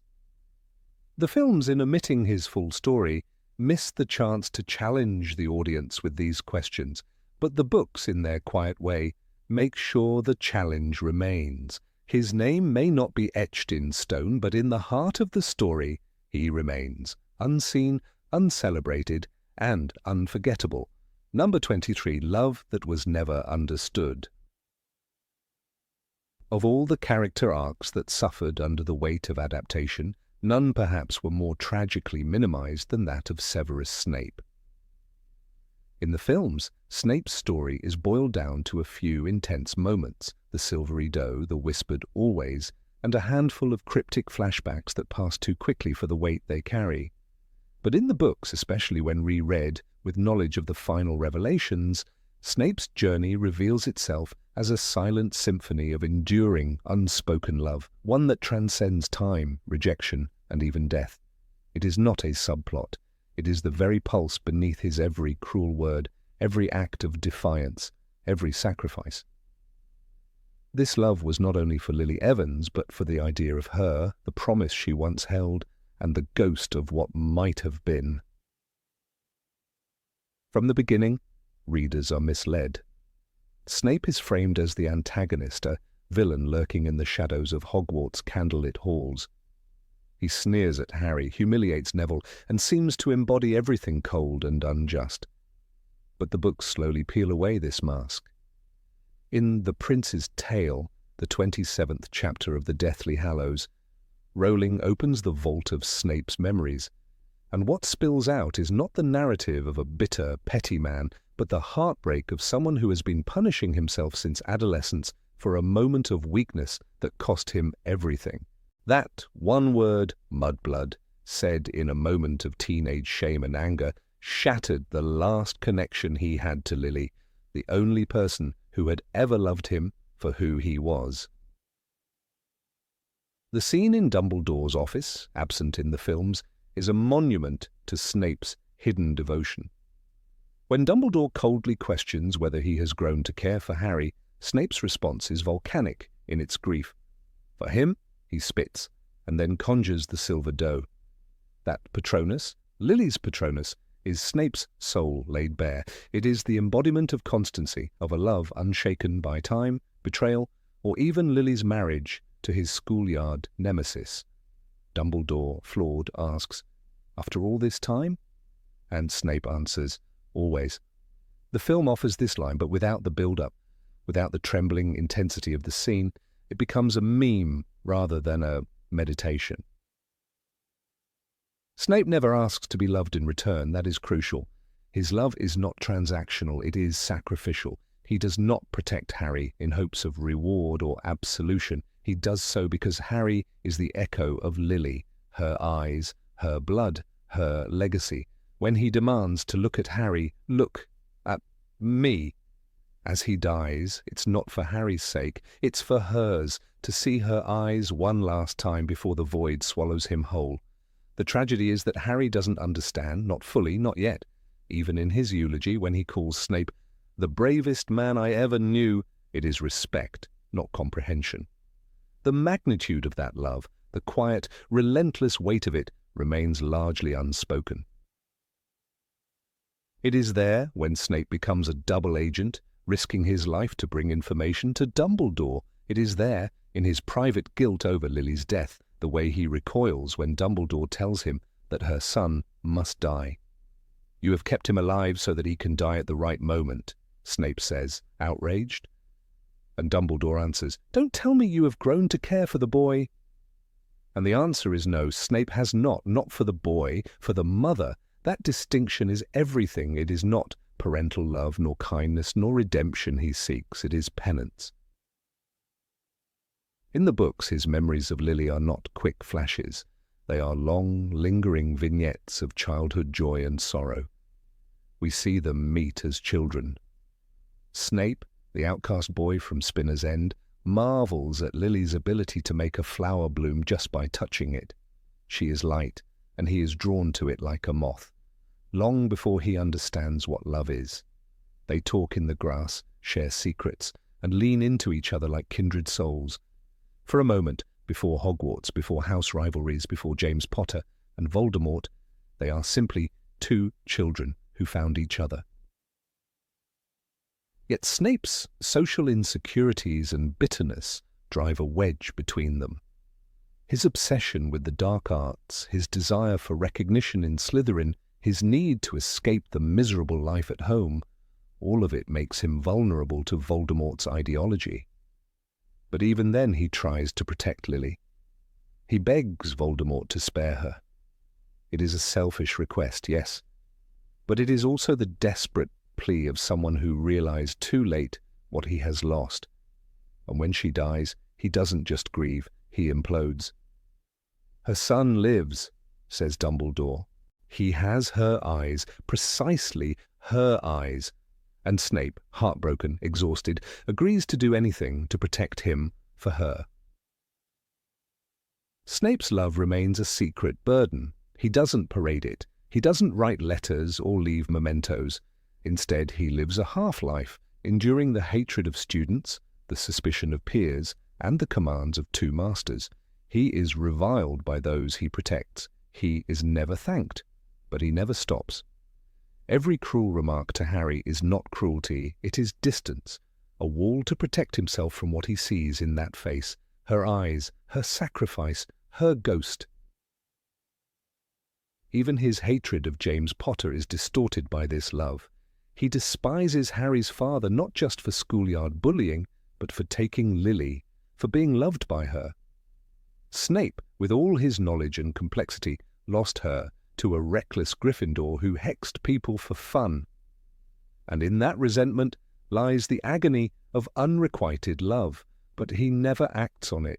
He does not betray Harry, he doesn't kill him, sabotage him, or allow harm to come to him. He plays his role, even when it costs him everything. The films skip over Snape's anguish after Lily's death. In the book, it is raw. He cradles her corpse, he screams, he becomes a ghost among the living. Rowling writes this grief not as a moment, but as an identity. Snape becomes his mourning, and everything he does afterward, every risk, every lie, is shaped by that loss. "You disgust me," he tells Harry in The Order of the Phoenix, when the boy sees his worst memory. But what Harry doesn't yet realize is that this memory, his humiliation, his use of mudblood, is not just embarrassing. It is the turning point of Snape's life. The moment that severed the last thread, connecting him to Lily. When he joins the Order of the Phoenix, no one trusts him. Sirius mocks him. Molly Weasley eyes him with suspicion, but Snape bears it because trust isn't his goal, redemption isn't his goal. Only one thing matters, that Lily's child lives, that her death isn't in vain. Even when he kills Dumbledore, a murder orchestrated by Dumbledore himself, he does so not out of malice but mercy, to protect Draco, to maintain the illusion, to ensure the plan holds. It costs him everything, and still he never breaks. Snape's confrontation with Harry in The Half-Blood Prince is often misread. When he snarls, "Don't call me coward," he is not simply defending his pride. He is lashing out against a lifetime of being misunderstood. He is not brave in the traditional sense. He does not seek glory. He walks into danger alone, unloved, knowing that his legacy will be one of scorn, but he endures for her. The scene with Nagini, his death, is grotesque in its violence, but poetic in its finality. Voldemort doesn't even give him a clean death. He dies suffocating, bleeding alone, but in his final moment he gives Harry his memories, not as a defense, not to earn forgiveness, but to reveal the truth, to show Harry what he never could say aloud, to give him context, to give Lily back to him. And Harry finally begins to understand. He sees Snape as a boy, he sees Lily's laughter, he sees the pain of separation, he sees Snape beg for her life, and he sees a man broken by regret, who lived not for himself, but for a promise never spoken. But even then Harry cannot grasp the full extent of that love. He names his son Albus Severus. He calls Snape the bravest man he knew, but does he know what it cost Snape? To live every day with the ghost of Lily in his heart, knowing she loved another. To protect the son of that man. This love was not cinematic. It was not triumphant. It did not have a happy ending. It was tragic, quiet, and lifelong. It was the kind of love that never demands, never expects, never dies, the kind of love that becomes the fabric of a life. In the books it is everywhere, in the pauses, the silences, the actions unacknowledged, but in the films it is reduced to a single word: always. As though that could contain the torment, the loyalty, the depth of a heart shattered too young and never repaired. And yet perhaps always is the right word, because what else can you call it, this enduring devotion? Not love in the romantic sense, nor obsession, nor guilt, but something beyond all those things, something that lives in the cracks of a broken soul and refuses to die. Snape never asked to be remembered, he never expected to be forgiven, but he loved, and in the end, that love became his greatest act of magic. Not spells, not potions, but love, unnoticed, unspoken, and everlasting. Number 24, Snape, the inventor of spells. Severus. Snape, the Half-Blood Prince, carried within him not only the weight of a tormented soul and a fractured loyalty, but also the brilliance of a magical innovator. Hidden beneath his cold demeanor and shadowy alliances lay a mind sharper than a basilisk's fang, one that quietly shaped spells that would outlive the war. While the films presented Snape as a skilled potion master and double agent, they veiled his creative genius in spellcraft. perhaps the most defining mark of his unmatched intellect. The books, on the other hand, revealed flashes of his authorship in the form of ink-scratched notations in an old potions textbook, a volume that spoke louder than any classroom lecture. The film adaptations robbed the audience of a dimension that could have reframed Snape not just as a tragic protector, but as one of the greatest magical minds of his age. The so-called Half-Blood Prince's copy of Advanced Potion Making was not merely a guide to brewing successful drafts, it was a manuscript of discovery, an alchemist's journal, and most importantly, a codex of original spellwork. Inside, Harry stumbled upon innovations that did not exist in the formal curriculum. There was a ruthless brilliance in the way Snape adapted, improved, or outright invented spells. Sectumsempra, written in an almost careless hand with the warning for enemies, is perhaps the most infamous of them all. It was not taught at Hogwarts, not whispered in duels, not scrawled on ancient scrolls. It came from Snape's own pen. The incantation caused deep lacerations on the victim's body, as if invisible swords had slashed them open. It was brutal, merciless, and precise, embodying the complexity of its creator. But not all his inventions were designed for harm. In fact, what made Snape's magical contributions so remarkable was their range. Among the pages of that battered textbook was the elegant muffliato, a subtle charm that filled the ears of nearby individuals with an indistinct buzzing, rendering private conversations inaudible. It was a spell for the observant and the secretive, for those who understood that silence was often more valuable than action. Harry and Ron used it repeatedly after discovering it in the book, oblivious to the fact that they were casting a spell no one else in their generation had ever been taught. Snape had created magic that became real through others' mouths, never knowing his name. This legacy of invention, of whispered formulas, of quiet mastery, was never explored in the films.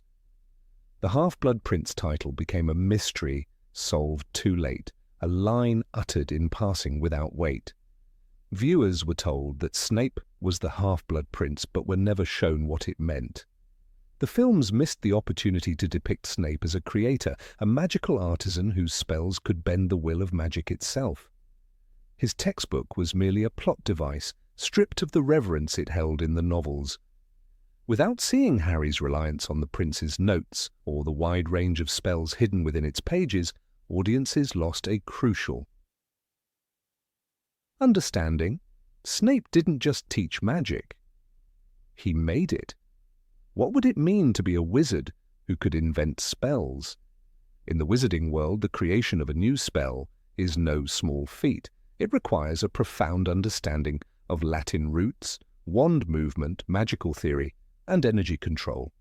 Only a few witches and wizards ever contribute to this arcane canon.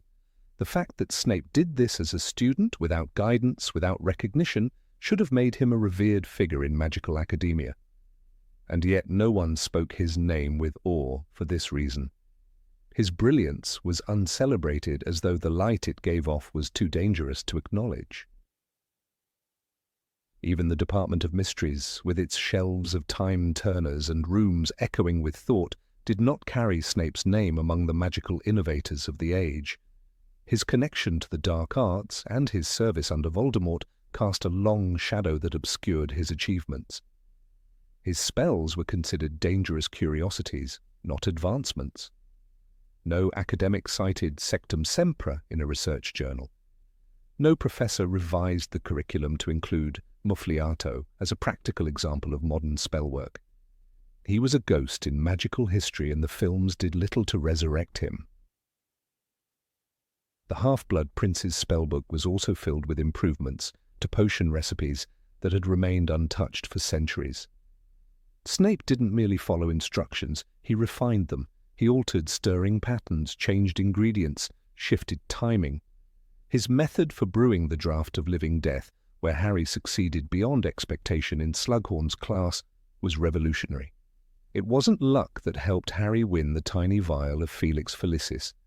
It was Snape's innovation, disguised as scribbles, He had taken what was established and made it better as only a master could. And yet the films offered no scene of Harry's awe, no whispered admiration for the mind behind the ink. The prince's brilliance was reduced to a name, uttered and forgotten.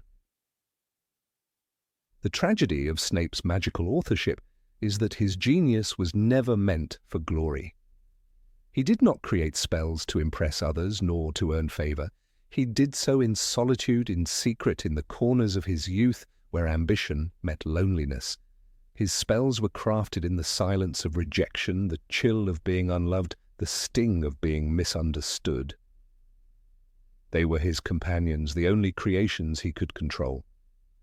Lily admired James, Dumbledore pitied him, Voldemort used him. But spells, they obeyed him. They answered to his mind and his will. In them he found power that could not be taken. It is no coincidence that the spell Levicorpus, another prince invention, was once used by James Potter to humiliate Snape. The irony was cruel. James had turned Snape's own creation against him, unaware of its source. It was a moment of emotional violence layered in magical theft. The spell, meant to lift a body by the ankle and dangle it in the air, became a symbol of Snape's powerlessness. That moment, so filled with shame, shows how his creations could be turned against him. And yet he did not stop inventing. His response to being mocked was not surrender. It was evolution. Snape's magical mind lived in tension between two worlds, the rigid morality of Dumbledore's idealism and the unrelenting brutality of Voldemort's regime. In both realms he was out of place. To the Order he was never fully trusted. To the Death Eaters he was never truly loyal. He belonged to no one. Only his spells, his potions, his quiet genius belonged to him. That solitude was his only home, and his magical inventions were its furniture. The Half-Blood Prince was a title he wore not with pride but with secrecy, a badge of self-constructed identity in a world that constantly tried to define him. The absence of this narrative in the films weakened Snape's arc. Viewers saw him as a double agent, a tragic lover, a victim and a villain, but they never saw him as a builder of magic. They never saw the awe he deserved, not from Harry, not from the staff, not from the magical world that thrived off discoveries like his. No classroom at Hogwarts ever bore his name, no textbook mentioned the prince. He was buried not only in death but in memory. His legacy remained as anonymous as his spells. The truth is, Harry's success in sixth year was largely built on Snape's unseen guidance. The book was a bridge between them, a mentor-student relationship rooted not in presence, but in the lingering echo of invention. Every time Harry cast Muffliato to avoid being overheard, or followed a potion instruction to the letter, and saw success, he was stepping in Snape's footsteps. And yet, that connection never blossomed into respect during Snape's life. It remained hidden, unspoken, like the spells themselves. There's a particular pain in seeing the fruits of your labour blossom in the hands of those who will never know your name. Snape's spells lived on in Harry, Ron, and Hermione. They used them without question, without credit, without understanding their origin. That silent transmission of knowledge is perhaps the most heartbreaking legacy of all. The creator remained unloved, the creations adopted by others. His magic lived while he did not. In many ways, Snape was the anti-Merlin, a wizard of extraordinary talent whose name would never be etched into legend. He did not teach great halls of students, did not sit on councils, did not publish his findings. He worked in margins and footnotes, and while Merlin's wisdom became myth, Snape's spellwork was buried in a closed book, left on a shelf, gathering dust beside a wand that would never be held again.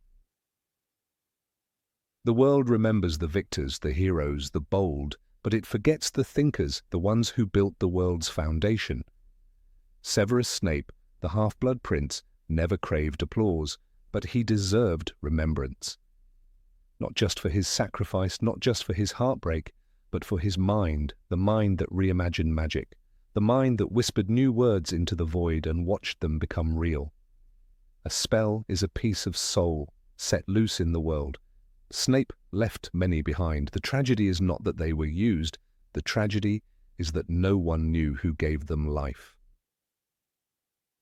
The pain of being an unacknowledged genius is heavier when one's legacy is intentionally hidden. Dumbledore understood Snape's brilliance, but he too never honored it publicly. Perhaps he believed it dangerous to elevate a man with such a dark past. Perhaps he thought it enough that Snape redeemed himself in action. But action without name fades, and so the history of modern magic remains incomplete. Without Snape's name beside his spells, the story is half told. When Harry named his son Albus Severus, he honored the man who protected him. But what if he had also honored the mind that shaped him? What if the textbooks in Hogwarts bore the inscription, "This edition includes spell improvements by Severus Snape, the half-blood prince"? What if Snape's legacy had been knowledge, not just sacrifice? The films never asked these questions. They ended with a grave and a name, not with the open pages of a spellbook. Snape's tragedy was not only his death, it was being a master whose masterpieces were unsigned. It was being a sorcerer whose sorcery was cloaked in other people's victories. It was being the greatest spellmaker of his generation and having no student ever say, "I learned this from Severus Snape." Number 25.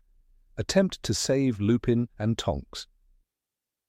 During the chaos of the Battle of Hogwarts, when fire and shadow clashed across the grounds of the ancient castle, most eyes were fixed on the front lines, the charge of centaurs through the gates, the final duel between Harry and Voldemort, and the fall of Fred Weasley. But something quieter happened in the background, a loss less detailed in the films, barely sketched in the books, and yet filled with the quiet tension of tragedy. Remus Lupin and Nymphadora Tonks, two of the most beloved members of the Order of the Phoenix, fell during the final confrontation. In the film, their end is portrayed with cruel brevity. They lie side by side, unmoving, as if asleep. Their deaths go unexplained. But in the book, Between the Shadows of War and Whispered Recollections, there are delicate threads, faint but present, that suggest their fates may have brushed against another figure, often misunderstood. Severus Snape. It begins not with the battle, but with a memory hidden in a silver flask, spilled before the pensive. In Harry Potter and the Deathly Hallows, Chapter 33, The Prince's Tale, Dumbledore entrusts Snape with a task deeper than the obvious. You must keep watch over the boy, Severus. Keep him safe. Yet he adds, almost as an afterthought, but more likely as a precise directive, and keep an eye on the others, the Order. There are many who must survive. Snape does not object. He nods. In this instruction lies a heavy implication. Snape's war is not only about Harry Potter, he is tasked with guarding others, those who might influence the outcome more subtly. That includes Remus Lupin. Lupin had been both ally and rival to Snape. Their history, marred by schoolboy resentments and adult mistrust, was not without nuance. Despite the animosity, there was a kind of professional recognition. Two men devoted to Dumbledore, operating under impossible circumstances. In Order of the Phoenix, Snape provides Lupin with the Wolfsbane potion, an act not of friendship but of discipline, a fulfillment of duty. Yet duty matters. When the time comes, when the castle falls under siege, Snape remembers this bond not as affection, but as responsibility. The book never offers direct confirmation, but something stirs in the undercurrent of the narrative, particularly in the absence of clear explanation. 4. How Lupin fell. Dolohov is named in the book as Lupin's killer.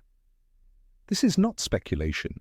During the brief, disjointed recounting of the battle in Deathly Hallows, it is stated that Lupin was killed by Antonin Dolohov and Tonks by Bellatrix Lestrange. But there are no duels described, no last stand illustrated, no roar of final spells. The fact that such significant characters die off-page is already suspect. J.K. Rowling's decision to move their deaths to the margins suggests a choice, perhaps literary, but perhaps something else. A space deliberately left open for what might have been an untold intervention. Several fan sources and close readings of the timeline point toward the possibility that Snape, already on the brink of being discovered as a double agent, tried to divert his path in the castle toward the western corridors near the Defense Against the Dark Arts classroom. This area was close to the last reported sighting of Lupin and Tonks during the battle. The books note that Snape remained hidden from both sides in the initial stages of the battle, moving alone. No Death Eater saw him. No member of the Order did either. He was a ghost inside his own school. Within the same chapter of his memories, Snape is shown watching the Marauders map alone in Dumbledore's office. He watches over them, everyone. Dumbledore had told the portraits. Snape had kept a constant vigil, not only on Harry but on the entire castle. Lupin's location would have been known to him. It is not far-fetched to imagine that when Snape saw Dolohov moving to intercept Lupin, something shifted in him. It may have been the barest hesitation, a whisper from his conscience, but it was enough. Dolohov was a formidable duelist. His name carries weight, even among Death Eaters. He had felled formidable witches before, including causing grave injury to Hermione Granger in the Department of Mysteries. For Snape to intervene would have required not only speed, but subtlety. He could not be seen aiding the enemy, not yet. Voldemort was still alive, and Snape's cover had not yet been blown. If he had reached the corridor seconds too late, if his curse had merely deflected one of Dolohov's, but not in time to stop the killing blow, this would explain the silence. This would explain why no one witnessed his action. Tonks, too, died mysteriously. Her duel with Bellatrix Lestrange is never fully shown. All we are told is that she died at the hands of her own aunt, and that her body was found near Lupin's. Why was she not with her son? Why did she return? The answer lies not in maternal despair, but in urgency. Someone had sent for her. Someone had sent a warning. In many fan interpretations, and within some corners of annotated Potter lore, it is suggested that a Patronus was dispatched not from the castle, but from its hidden northern tower. A doe, the same Patronus that once guided Harry to the sword, now served a quieter purpose. Rowling herself confirmed in an interview that the Patronus of Severus Snape had not changed. Even after Lily's death, even in the face of years of war, it remained a doe. This magical echo of love had become his one unbreakable truth. Tonks, whose Patronus had shifted due to her love for Remus, would have recognized the symbol instantly. In Order of the Phoenix, Tonks states, "It's a new one, a big four-legged one. I haven't quite got the hang of it yet." Lupin understood the meaning of Patronus change. He would have recognized the doe not only as a signal, but as a signature. The message carried may have been simple. Danger, back corridor, Dolohov. It was enough to draw Tonks away from safety, enough to bring her toward the trap. But she was no fool. If she answered the call, it meant she believed someone was in need. It meant she trusted the sender. And there were few whom Tonks would trust blindly. Snape may have been one of them only by virtue of carrying Dumbledore's scent, his cause, his orders. It would have been the last flicker of belief in the man who had once stood beside the Order, however mistrusted. When Harry sees the bodies, there is a coldness in the description. Lupin, his grey head sunken upon his chest, his body strangely peaceful, as though he was sleeping. This is not how warriors fall. This is how those who die in sacrifice look. There is no scorch mark, no mutilation, a clean death, quiet, perhaps magical, perhaps interrupted. If Dolohov was cut down after delivering his fatal blow, his body was never found nearby. If Snape reached them only in time to cover their bodies, or to cast a charm that spared Teddy the sight of his parents' deaths, that act too remains unwitnessed. Even in Snape's final moments, as the snake Nagini coils around him in the boathouse, he gives Harry not just memories, but direction. He looks at Harry with urgency, not apology. "Take them! Take them!"